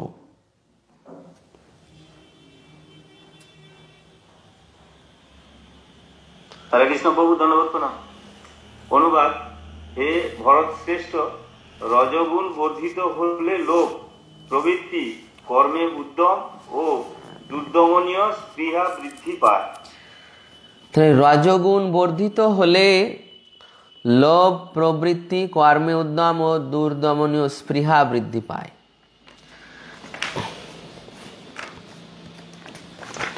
তো এর আগে আমরা পেয়েছি যে সত্ত্বগুণের লক্ষণ কি, যে দেহের প্রতিটি দ্বার দ্বারা যথাযথভাবে কার্য করা যায়। আর রজগুণে লোভ প্রবৃত্তি, কর্মে উদ্যম, দুর্দমনীয় স্পৃহা। দেখুন, এই সমস্ত দ্বারে, এই যে দুটি চক্ষু, দুটি কর্ণ, দুটি নাসারন্ধ্র, এই সমস্ত দ্বারে তখন কি হবে? লোভ প্রবৃত্তি, কর্মে উদ্যম, দুর্দমনীয় স্পৃহা বৃদ্ধি পাবে। দুটি চক্ষু, দুটি কর্ণ, দুটি নাসিকা, এই সমস্ত দ্বারে তখন এই দ্বারের দ্বারা মানুষ কোনো দ্বারের দ্বারা সে কোনো বিষয় ভোগ করতে চাইবে, দর্শন করে ভোগ করা। তারপর সেই কোনো কর্ম দর্শন করে সেই কর্মে অধিক প্রচেষ্টা করা, প্রবৃত্তি, কর্মে উদ্যম, দুর্দমনীয় স্পৃহা। না, আমি এই সুন্দর একটি বস্তু দেখেছি, তাই সেই বস্তুকে লাভ করার জন্য দুর্দমনীয় স্পৃহা, ওই জিনিসটি আমাকে লাভ করতেই হবে। এই জিনিসটি আমাকে লাভ করতেই হবে। মনে করুন ভালো একটা কার বাজারে এলো, না এই গাড়িটা আমাকে কিনতেই হবে। ভালো একটা স্মার্টফোন বাজারে এলো, না এই ফোনটা আমাকে কিনতেই হবে। এইরকম দুর্দমনীয় স্পৃহা।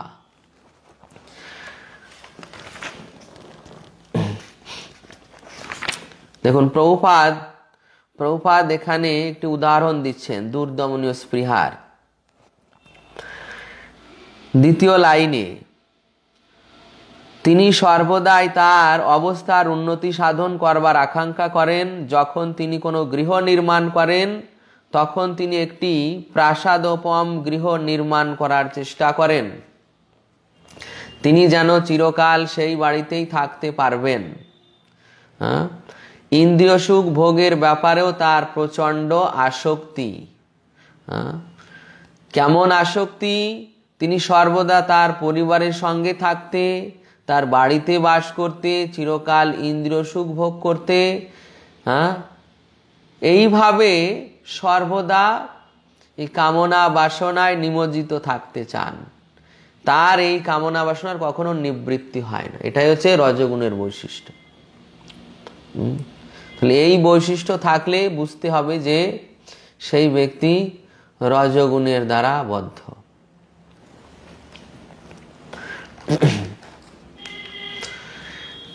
13 নম্বর শ্লোক। অপ্রকাশ প্রবৃত্তিশ্চ প্রমাদ মোহ এব চ তমস্যেতানি জায়ন্তে বিবৃদ্ধে কুরু নন্দন। অনুবাদ পড়বেন ত্রিবেণী মাতাজি।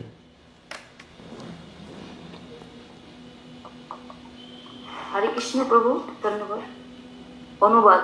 হে কুরুনন্দন, তমগুণ বর্ধিত হলে অজ্ঞান, অন্ধকার, নিষ্ক্রিয়তা, প্রমাদ ও মোহ উৎপন্ন হয়।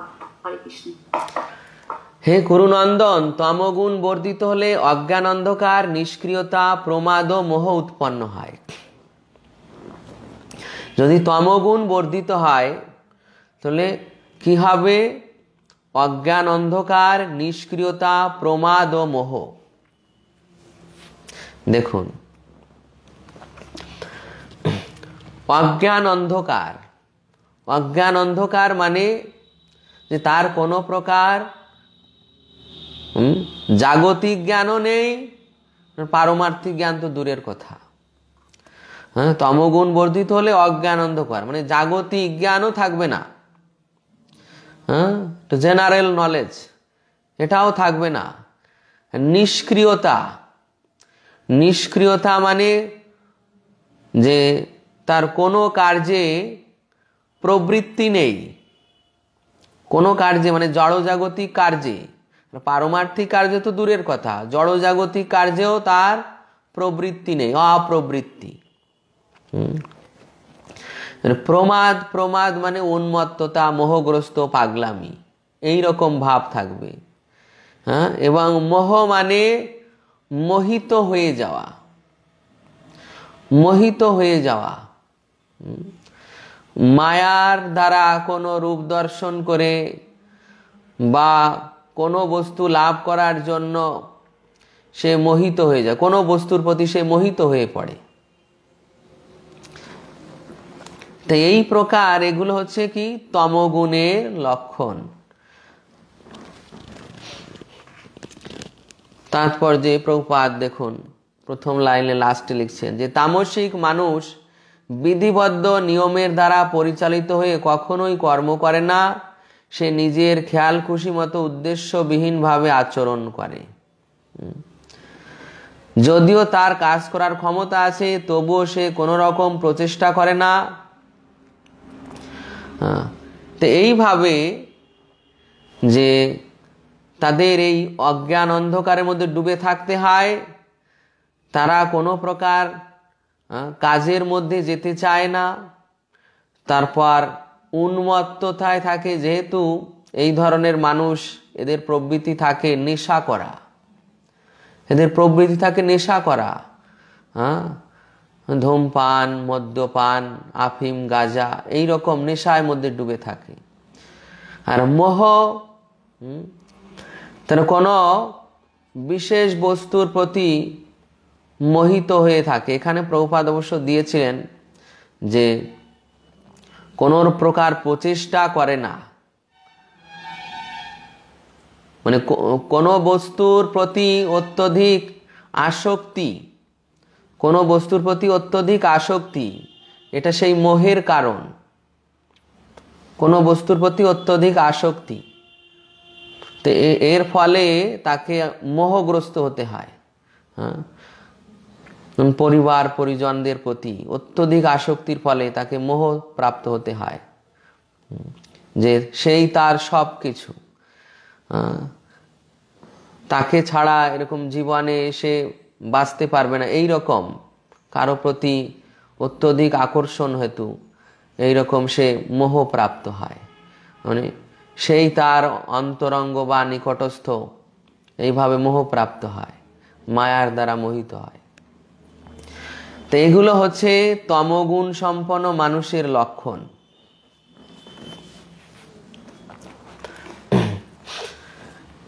চতুর্দশ শ্লোক। যদা সত্যে প্রবৃদ্ধে তু প্রলয়ম জাতি দেহভৃত তদোত্তমবিদাম লোকান মলান প্রতিপদ্যতে। সুচারু প্রভু। হরে কৃষ্ণ প্রভু, যখন সত্যগুণ বৃদ্ধি প্রাপ্ত কালে দেহধারী জীব দেহত্যাগ করেন, তখন তিনি মহর্ষিদের নির্মল উচ্চতর লোক সমূহ লাভ করেন। ওকে, যখন সত্যগুণ বৃদ্ধি প্রাপ্ত কালে দেহধারী জীব দেহ ত্যাগ করে, তখন তিনি মহর্ষিদের নির্মল উচ্চতর লোকসমূহ লাভ করে। তাহলে এখানে একটি বিশেষ কথা রয়েছে, অমলান। তাৎপর্যে প্রভুপাদ বর্ণনা করছেন অমলান। অমলান, অমলান মানে নির্মল, নির্মল ব্যক্তিদের, নির্মল ব্যক্তিদের। তা নির্মল ব্যক্তিদের লোকসমূহ কি কি? নির্মল ব্যক্তিদের লোকসমূহ কি কি? কে বলতে পারবেন যে সেই নির্মল লোক বলতে এখানে কি বোঝানো হয়েছে?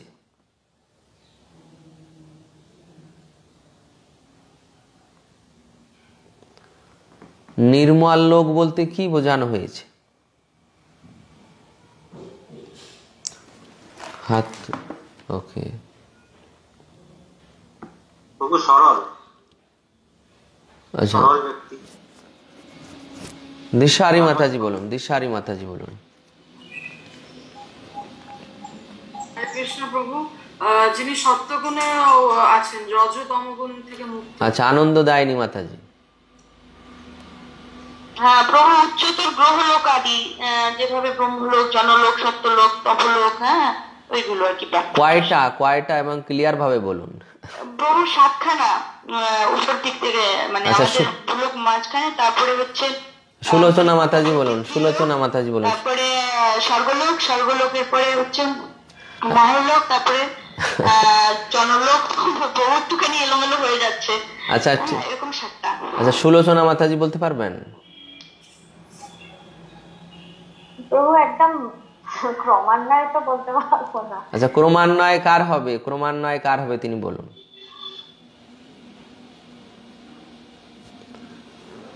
ওকে, কালিন্দী জীবন প্রভু পারবেন? ওই ক্রমান্বয়ে হবে না। ওকে, তল, বিতল, সুতল, তলাতল, মহাতল। প্রভু বলতে পারি, চেষ্টা করতে পারি। ওকে, আমি আমি বলে দিচ্ছি, আপনারা লিখে রাখতে পারেন।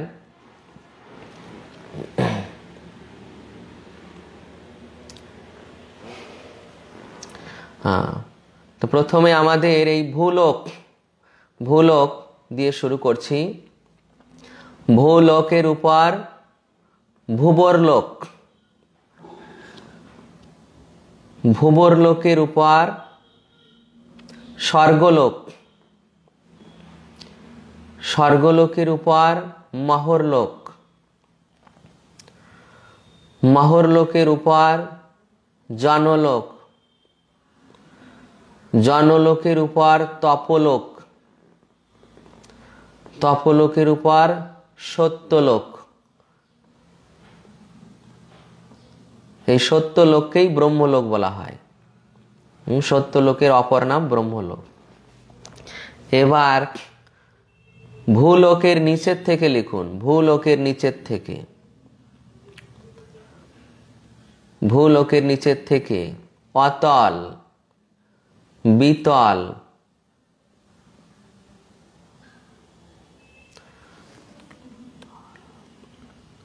অতল, বিতল, সুতল,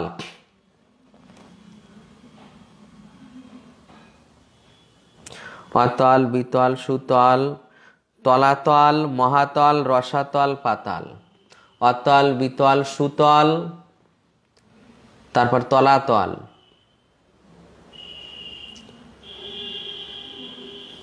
তারপর মহাতল, তারপর রসাতল, তারপর পাতাল।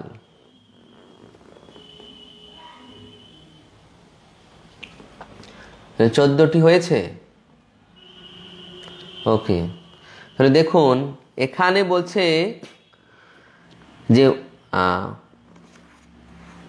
নির্মল ব্যক্তিদের লোকসমূহ, নির্মল ব্যক্তিদের লোকসমূহ,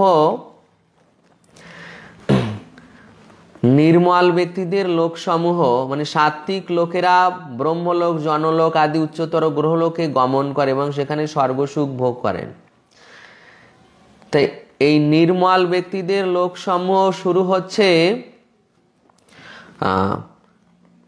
বিশেষভাবে মহরলোক থেকে, মহরলোক থেকে,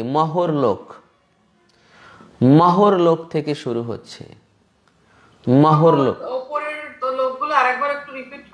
আচ্ছা, প্রথমে আমি বলেছিলাম আমাদের এই ভূলোক, ভূলোকের উপর ভূবরলোক, ভূবরলোকের উপর স্বর্গলোক, স্বর্গলোকের উপর মহরলোক, মহরলোকের উপর জনলোক, জনলোকের উপর তপলোক, তারপর সত্যলোক বা ব্রহ্মলোক।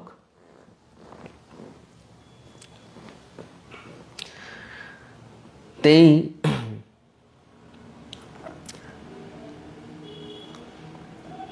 নির্মল ব্যক্তিদের লোক বলতে এখানে মহরলোক থেকে শুরু হচ্ছে।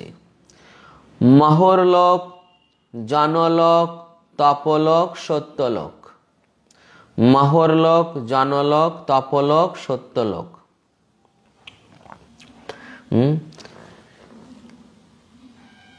কিন্তু এই দেবতাদের লোক যেটা স্বর্গলোক, দেবতাদের যেটা লোক স্বর্গলোক, সেই স্বর্গলোকও সাত্ত্বিক প্রধান, তবে দেবতারা রাজসিক প্রবৃত্তিতেও থাকেন। দেবতারা রাজসিক প্রবৃত্তিও থাকেন। এই জন্য নির্মল লোক বলতে এখানে যে মহান ঋষিরা যেখান থেকে বাস করেন, এই মহর লোক থেকে, সেই লোকের কথাই বলা হয়েছে। মহরলোক, জনলোক, তপলোক, সত্যলোক।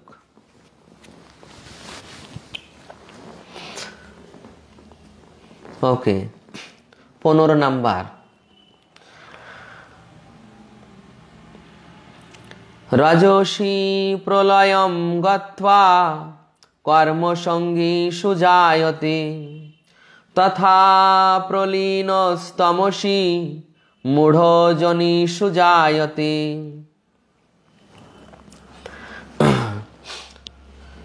জয়ন্ত প্রভু অনুবাদ পড়ুন।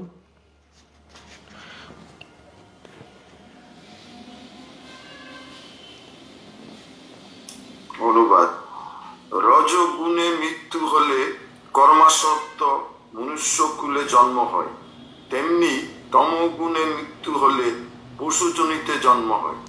দেখুন, তাহলে রজগুণে যদি মৃত্যু হয়, এর আগের শ্লোকে বলা হলো যে সত্যগুণে দেহত্যাগ হলে উচ্চতর লোকসমূহ লাভ করেন, কিন্তু রজগুণে মৃত্যু হলে কর্মাসক্ত মনুষ্যকুলে, আবার এই মনুষ্যকুলে তাদের ফিরে আসতে হবে। যদি তমগুণে মৃত্যু হয় তাহলে পশুজনিতে, কুকুর, বিড়াল, শূকর, গাধা, ঘোড়া, এই সমস্ত পশুজনিতে তাদের জন্মগ্রহণ করতে হয়।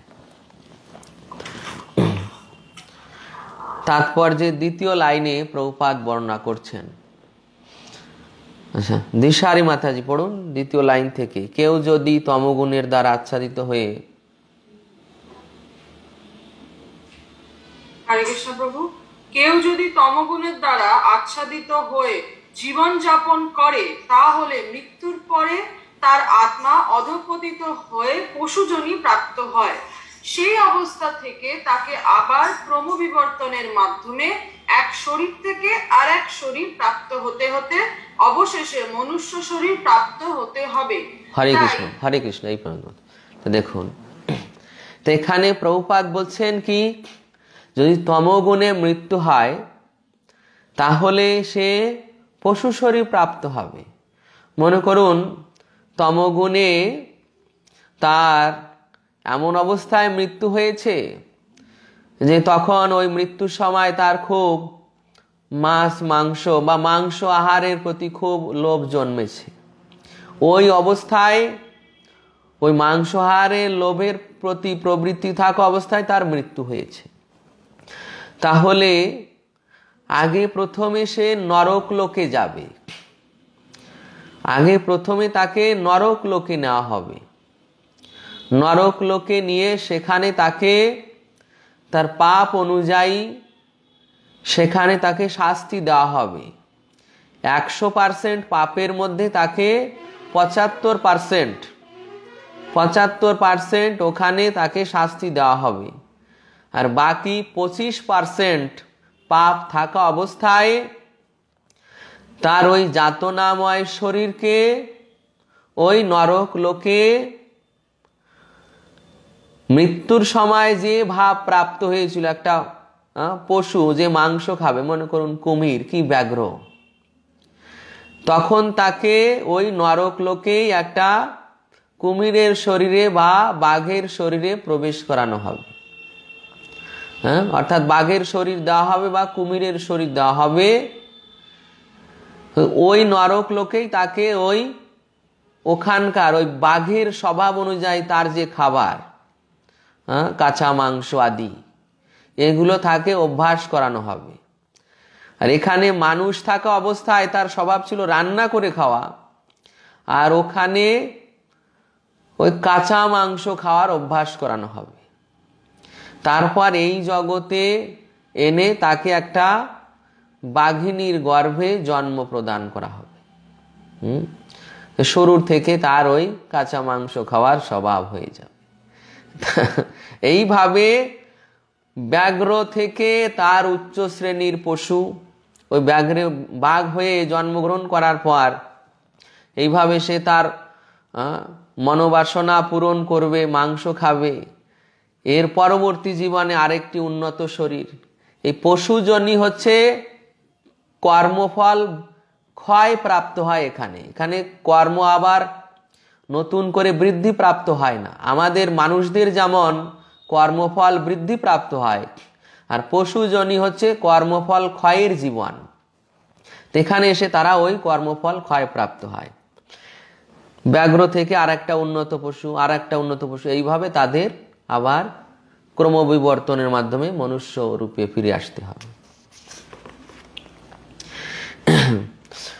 16 নাম্বার, কর্মণ সুকৃতি সাহু সাত্বিকম নির্মলম ফলম রজসস্তু ফলম দুঃখম অজ্ঞানম তমস ফলম। লাভলি মাতাজি পড়ুন। হরে কৃষ্ণ প্রভু, দণ্ডবাদ প্রণাম। অনুবাদ: সুকৃতি সম্পূর্ণ সাত্বিক কর্মের ফলকে নির্মল, রাজসিক কর্মের ফলকে দুঃখ এবং তামসিক কর্মের ফলকে অজ্ঞান বা অচেতন বলা হয়। তো দেখুন, এখানে বর্ণন করা হচ্ছে যে সুকৃতি সম্পন্ন সাত্বিক কর্মের ফলকে নির্মল।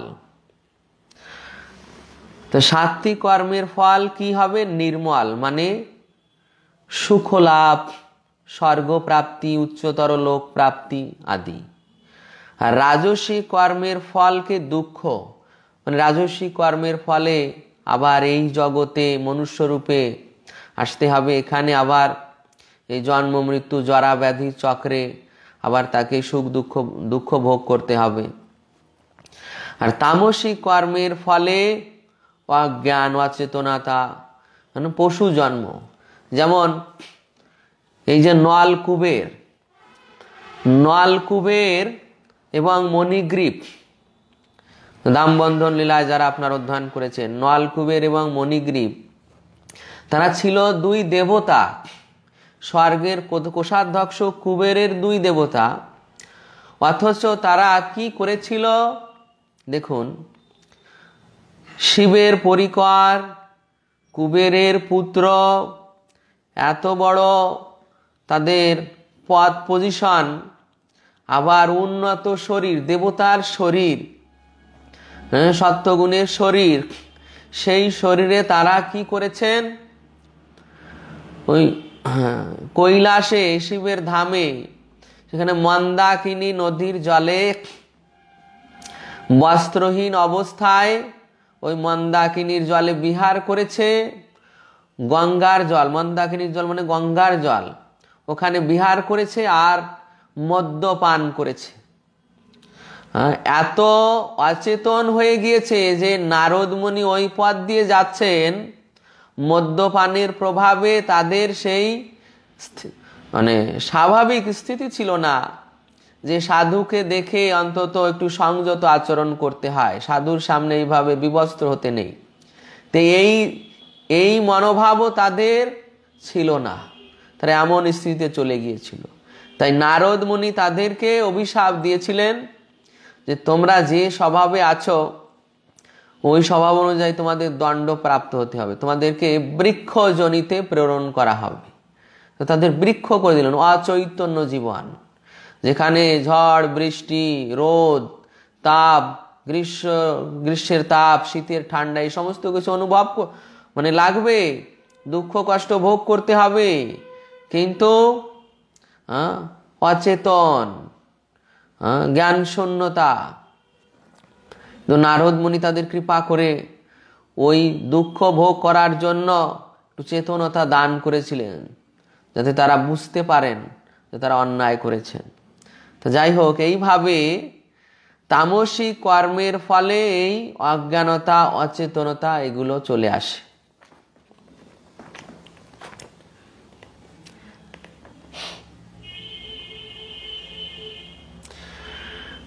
তাৎপর্যের প্রথম তাৎপর্য দেখুন, প্রথম প্যারাগ্রাফে লাস্টে যে রজগুণের প্রভাবে যে কার্যই করা হোক না কেন তাতে সুনিশ্চিতভাবে বিপুল দুঃখ জড়িয়ে রয়েছে। তাতে হয়তো তথাকথিত একটুখানি মানসিক সুখ থাকতে পারে, এই বাড়িটি আমার অথবা এই ধন সম্পদ আমার, কিন্তু এটি যথার্থ সুখ নয়। এরপর তাৎপর্যের দ্বিতীয় প্যারাগ্রাফে তমগুণের দ্বারা প্রভাবিত হয়ে যে কর্ম করে সে অজ্ঞান এবং তার সমস্ত কর্মের ফলস্বরূপ সে বর্তমানে দুঃখ ভোগ করে এবং ভবিষ্যতে পশু জন্ম প্রাপ্ত হয়।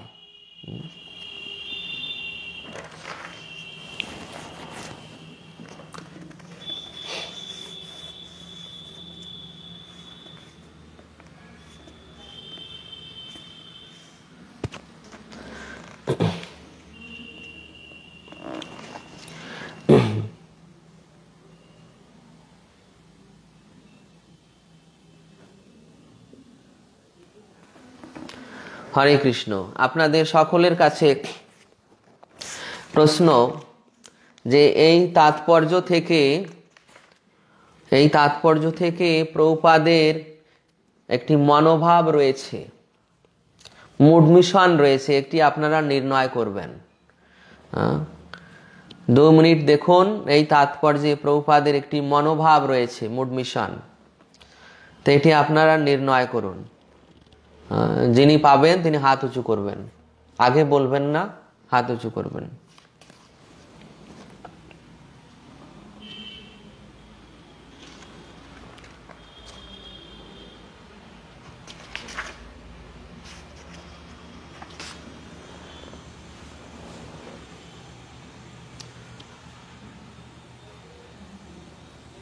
একজন হাত উঁচু করেছেন, 2 মিনিট দেওয়া হচ্ছে।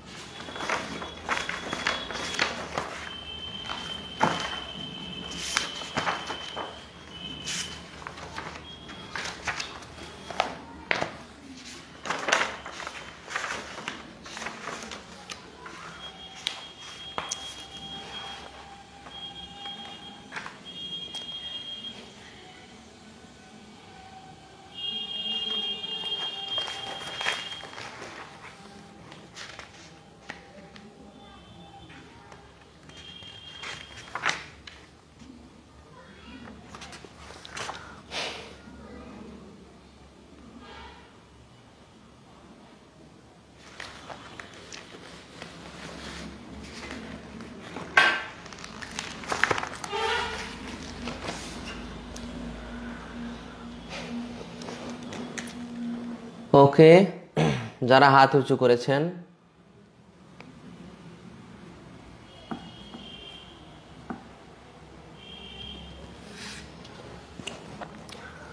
সুলোচনা মাতাজি। হরে কৃষ্ণ প্রভু, এখানে যেটা বলা হচ্ছে পশু হত্যা, গো হত্যা এইসব প্রশ্রয় দেওয়া হচ্ছে, আর রজ আর তমগুণের প্রভাবে দ্রুত গতিতে মানুষ বিপদগামী হচ্ছে। তাই প্রতিটি রাষ্ট্রের কর্তব্য হচ্ছে মানব সমাজকে অবশ্যম্ভাবী ধ্বংসের হাত থেকে রক্ষা করার জন্য কৃষ্ণ ভাবনাবৃত্তে অতি সাবলীল পন্থা প্রচলন করতে যত্নশীল হওয়া। আনন্দদায়িনী মাতাজি, ঠিক আছে? আমার এটাই বলার ছিল মাতাজি, সেটা বলে। ওকে ওকে, ঠিক আছে। এটাই হচ্ছে প্রভুপাদের মনোভাব, যে এই যে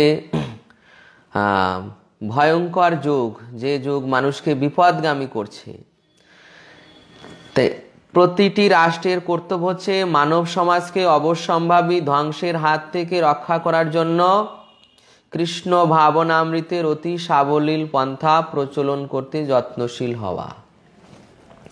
হ্যাঁ, যার ফলে আর গাভী হত্যা হবে না, ব্রাহ্মণ সংস্কৃতি নষ্ট হবে না,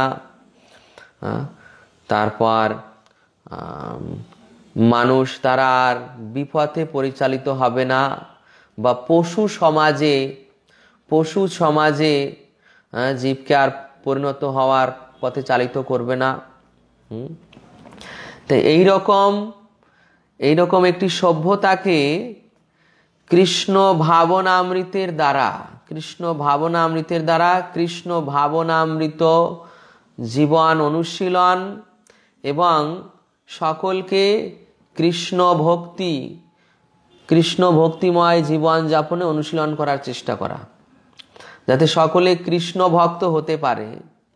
তো এই রকম জীবনে নিয়ে যাওয়া, যাতে আর পশু হত্যা বা ব্রাহ্মণ সংস্কৃতি নষ্ট এগুলো না হতে পারে। তাই প্রভুপাদ এখানে তার মনোভাব প্রদান করছেন যে এই সমাজকে অবশ্যম্ভাবী ধ্বংসের হাত থেকে রক্ষা করার জন্য কৃষ্ণ ভাবনামৃতের অতি সাবলীল পন্থা প্রচলন করতে যত্নশীল হওয়া। এখন প্রশ্ন হচ্ছে, হাত উঁচু করবেন, যে প্রভুপাদের এই মুড মিশন, প্রভুপাদের এই যে মুড মনোভাব, একে আমাদের বর্তমানে আমাদের যারা ইসকনের যারা পরিচালনায় রয়েছেন, ইসকনের যারা পরিচালনায় রয়েছেন অর্থাৎ প্রভুপাদের অনুগামীগণ, তারা এটা কতটা কার্যকরী করার চেষ্টা করছেন, যেটা আপনার অনুভব, সেই বিষয়ে আপনার অনুভব কেমন? যে ইসকন থেকে প্রভুপাদের এই মুড মিশনকে কেমনভাবে ফলপ্রসূ করার চেষ্টা করা হচ্ছে বা কতটা করছে? আচ্ছা, অনুপমা মাতাজি। আমার মনে হয় ইসকন গোশালা নির্মাণ করে গাভীদের রক্ষা করে বর্ধন করার মাধ্যমে এটা পূরণ করার চেষ্টা করছে। আচ্ছা, কালিন্দী জীবন প্রভু। হরে কৃষ্ণ প্রভু, উনি একটা সুলোচনার মতো যেটা পয়েন্ট বললেন, আর একটা আমি পয়েন্ট বলছি, যে আপনি বলেন যে ব্রাহ্মণ্য সংস্কৃতি নষ্ট হবে না কৃষ্ণ ভাবনাময় হলে। তার জন্য ইসকন কর্তৃপক্ষ বিভিন্ন জায়গায়, যেমন ভক্তিশাস্ত্রী কোর্স, গীতা কোর্স, ছাত্র সমাজের জন্য কোর্স, বিভিন্ন রকম কোর্স আদি ওনারা করছেন। তার থেকে আমরা যে ব্রাহ্মণ, ক্ষত্রিয়, বৈশ্য, শূদ্র এই চারটে বর্ণাশ্রম যে কিভাবে আমরা পালন করছি সেটার মাধ্যমে ফুটে উঠছে। অর্থাৎ এর মাধ্যমে ব্রাহ্মণ তৈরি করা হচ্ছে। ব্রাহ্মণ। ওকে, আচ্ছা, দিশারি মাতাজি, আর এর বাইরে কোনো পয়েন্ট যদি বলেন।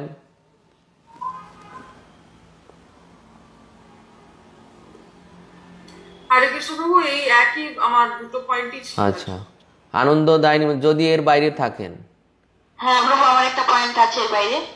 যেমন লোকরা একটু বিপদগামী হচ্ছে, বিভিন্নভাবে শাসক্ত হয়ে সামাজিক যে অপরাধ কর্মকাণ্ডগুলো করছে। তো ইসকন কি করছে, ইসকন ভক্তরা পারমার্থিক জ্ঞান বিতরণ করছে যে হ্যাঁ 4টা যে আমাদের নিয়ম আছে তার মধ্যে একটা হচ্ছে নেশা পান করা, এগুলো সম্বন্ধে মানুষকে অ্যাওয়ারনেস করছে। এর জন্য ওরা বিপদগামী কম হচ্ছে, নেশাসক্ত এগুলো এখন আর হচ্ছে না, অনেকটা কমছে এবং ভক্তরা তো তৈরি হচ্ছে ভক্তরা। আচ্ছা সুলোচনা মাতাজি কোনো পয়েন্ট আছে এক্সট্রা? না তো, এই তিনটেই ছিল যে প্রবচন এসবগুলোর ফলে আমরা জানতে পারছি যে আমাদের জীবনের যথার্থ উদ্দেশ্য কি, আমাদের কি কর্ম করতে হবে, কি করতে হবে, সেটা আমরা জানতে পারছি। আর একটা পয়েন্ট হচ্ছে এই যে গাভী পালনের মাধ্যমে যে দুগ্ধ, তারপর গোবর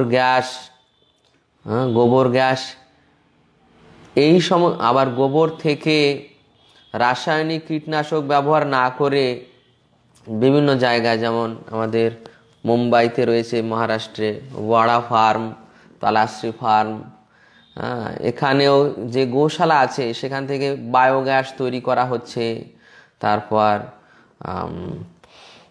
যে শুদ্ধ ঘি, যে ঘি পান করলে উচ্চ মস্তিষ্কের সূক্ষ্ম কোষগুলো বিকশিত হয়, যে আজকে দুধেও ভেজাল, বাজারে যে দুধ পাওয়া যাচ্ছে সেও দুধ ভেজাল, কিন্তু এই ধরনের গোশালায় গাভীদের সুরক্ষা প্রদান করা হচ্ছে, ঠিকভাবে তাদের যত্ন করা হচ্ছে, সেখান থেকে দুগ্ধ ঘৃত এগুলো সাপ্লাই দেওয়া হচ্ছে, যার মাধ্যমে মানে উচ্চতর বুদ্ধিমত্তা বিকশিত হবে এই শুদ্ধ দুগ্ধ ঘৃত পানের মাধ্যমে। তো এইভাবে ব্রাহ্মণ সংস্কৃতি রক্ষা করার জন্য ইসকন এইভাবে, আবার মায়াপুরে দেখুন, মায়াপুরে বড় গোশালা, সেখান থেকে এরকম দুগ্ধ ঘৃত সরবরাহ করা হচ্ছে যাতে এইগুলো ব্যবহার করে। বাইরেও দুধ ঘি পাওয়া যাচ্ছে, কিন্তু এখন সেখানে অধিকাংশই ভেজাল দেওয়া। তো এইভাবে যাতে শুদ্ধ দুগ্ধ শুদ্ধ ঘৃত পান করে যারা ব্রাহ্মণ সংস্কৃতিতে থাকবে তাদের মস্তিষ্কের সূক্ষ্ম কোষগুলো বিকশিত হতে পারে, যাতে তাদের চিন্তাধারা আরো উন্নত হবে। মস্তিষ্কের সূক্ষ্ম কোষ বিকশিত হলে চিন্তাধারা উন্নত হয়।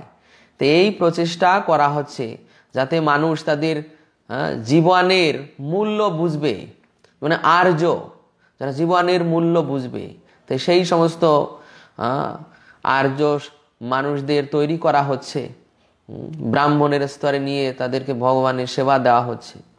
তো এইভাবে ইসকন সেই প্রভুপাদের মূল মিশনকে সফল করার চেষ্টা করছেন। ওকে, সপ্তদশ শ্লোক। সত্তাৎ সঞ্জায়তে জ্ঞানম রজসো লোভ এব চ প্রমাদ মোহ তমস ভবত জ্ঞানমেব চ। সত্ত্বগুণ থেকে জ্ঞান, রজগুণ থেকে লোভ, তমগুণ থেকে অজ্ঞান, প্রমাদ ও মোহ উৎপন্ন হয়। সত্ত্বগুণ থেকে জ্ঞান, রজগুণ থেকে কি উৎপন্ন হবে? লোভ। তমগুণ থেকে অজ্ঞান, প্রমাদ, মোহ হবে। তো এইভাবে যারা সত্ত্বগুণের স্তরে থাকবে তাদের এই জাগতিক জ্ঞান, এই জ্ঞান মানে জাগতিক জ্ঞান। আর রজগুণ থেকে লোভ, জাগতিক বিষয়ের প্রতি লোভ। আর তমগুণ থেকে অজ্ঞান, প্রমাদ, মানে এদের যারা এই তমগুণে তাদের এই জড়জাগতিক জ্ঞানও হয় না, প্রমাদগ্রস্ত থাকে, অর্থাৎ উন্মত্ততা, মোহগ্রস্ত, কোনো বিষয়ের প্রতি অত্যধিক আকর্ষণ বশত তাকে নিজের জ্ঞান করা, নিজে তার দ্বারা বিমোহিত হওয়া। এইভাবে তিনটি গুণ থেকে তিনটি বিষয় জীবদের হয়ে থাকে, মানুষের হয়ে থাকে।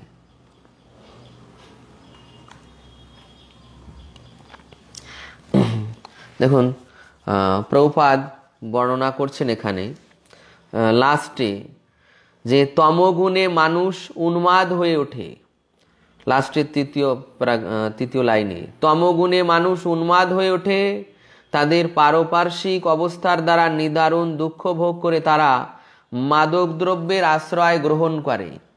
এভাবেই তারা অজ্ঞানতার আরো গভীরতম অন্ধকারে নিমজ্জিত হয়, তাদের ভবিষ্যৎ জীবন অত্যন্ত অন্ধকারাচ্ছন্ন।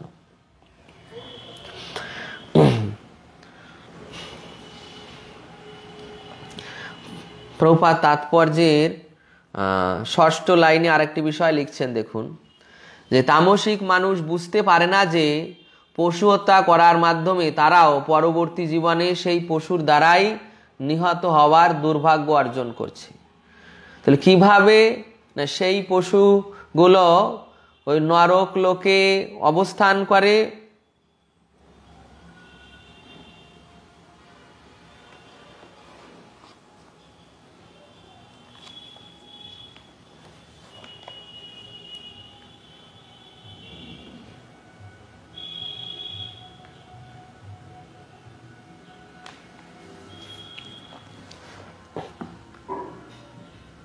Recording in progress.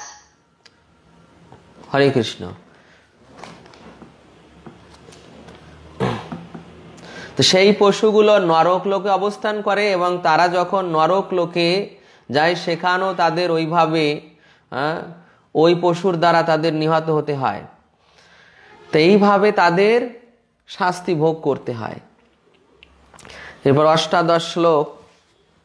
অষ্টাদশ শ্লোকে বলছেন, ঊর্ধ্বম গচ্ছন্তি সত্যস্থা মধ্যে তিষ্ঠন্তি রাজসা জঘন্য গুণবৃত্তিস্থ অধো গচ্ছন্তি তামসা। সত্যগুণ সম্পন্ন ব্যক্তিগণ ঊর্ধ্বে উচ্চতর লোকে গমন করে, মানে স্বর্গলোক থেকে যে লোক আমি বলেছি, স্বর্গলোক থেকে উপরে। আর রজগুণ সম্পন্ন ব্যক্তিগণ নরলোকে মানে এই ভূলোকে অবস্থান করে। আর জঘন্য গুণবৃত্তি সম্পন্ন তামসিক ব্যক্তিগণ নরকে অধিপতিত হয়। এই নরক হচ্ছে যে পাতাল লোক বলেছি, সেই পাতাল লোকের নিচে সেখানে গর্ভদোক সমুদ্র আছে। পাতাল লোকের নিচে গর্ভদোক সমুদ্র আছে, সেই গর্ভদোক সমুদ্রের উপর ডান দিকে হচ্ছে এই নরক লোক। সেই নরক লোকে তারা যান। আমাদের এই ধরিত্রী থেকে সেই নরক লোক হচ্ছে ৯৯,০০০ যোজন। তো যদি আপনাদের প্রশ্ন থাকে তাহলে 4 মিনিট সময়। ওকে ওকে ওকে প্রথম থেকে এটা আবার বলুন। ওকে, বলা হচ্ছে যে সত্যগুণ সম্পন্ন ব্যক্তিরা তারা উচ্চতর লোকে স্বর্গলোকে গমন করে, আর যারা রজগুণ সম্পন্ন তারা নরলোকে মানে এই ভূলোকে অবস্থান করবে, পৃথিবী লোকে। আর যারা তমগুণ সম্পন্ন তারা নরকে অধিপতিত হবে। নরকটা কোথায়? আমাদের এই পৃথিবী থেকে ৯৯,০০০ মানে ভূলোক থেকে ৯৯,০০০ নিচে পাতাল লোকের নিচে, পাতাল লোকের নিচে এবং গর্ভদোক সমুদ্রের উপর। পাতাল লোকের নিচে এবং গর্ভদোক সমুদ্র এর মাঝে যে স্থান রয়েছে সেই স্থানের ডান দিকে হচ্ছে এই নরকলোক। তা আমাদের এই ভূলোক থেকে ৯৯,০০০ যোজন পড়বে।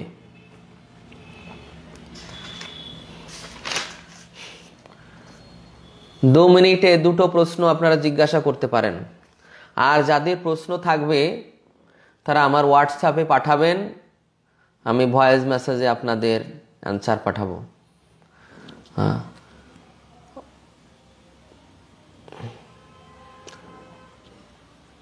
প্রভু আমার একটা প্রশ্ন ছিল, বলবো? আচ্ছা বলুন। 6 নম্বর শ্লোকে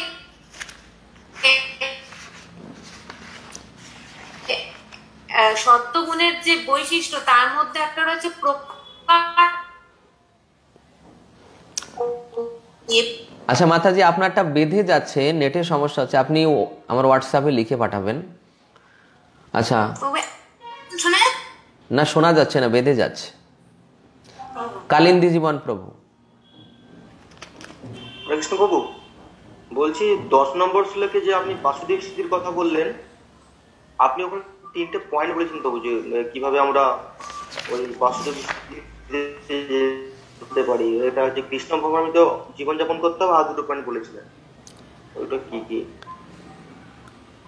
বাসুদেব স্থিতিতে যাওয়ার বিষয়, অর্থাৎ বাসুদেব স্থিতি মানে 3 গুণের অতীত স্তর। তো সেই বাসুদেব স্থিতিতে যেতে গেলে তাকে 3 গুণকে অতিক্রম করতে হবে, 3 গুণকে অতিক্রম করতে হবে। কৃষ্ণ ভাবনাময় জীবনে 3 গুণকে অতিক্রম, অর্থাৎ কৃষ্ণ ভাবনাময় জীবনে থাকতে হবে, 3 গুণকে অতিক্রম করতে হবে। কৃষ্ণ ভাবনাময় জীবনে থাকতে হবে, 3 গুণকে অতিক্রম করতে হবে। ওকে, নাম্বারটা দিয়ে দিন তো। আমি নাম্বার দিয়ে দিচ্ছি, আপনারা হোয়াটসঅ্যাপে আমাকে প্রশ্ন লিখে পাঠাবেন। আমাদের সময় সমাপ্ত হয়ে গিয়েছে।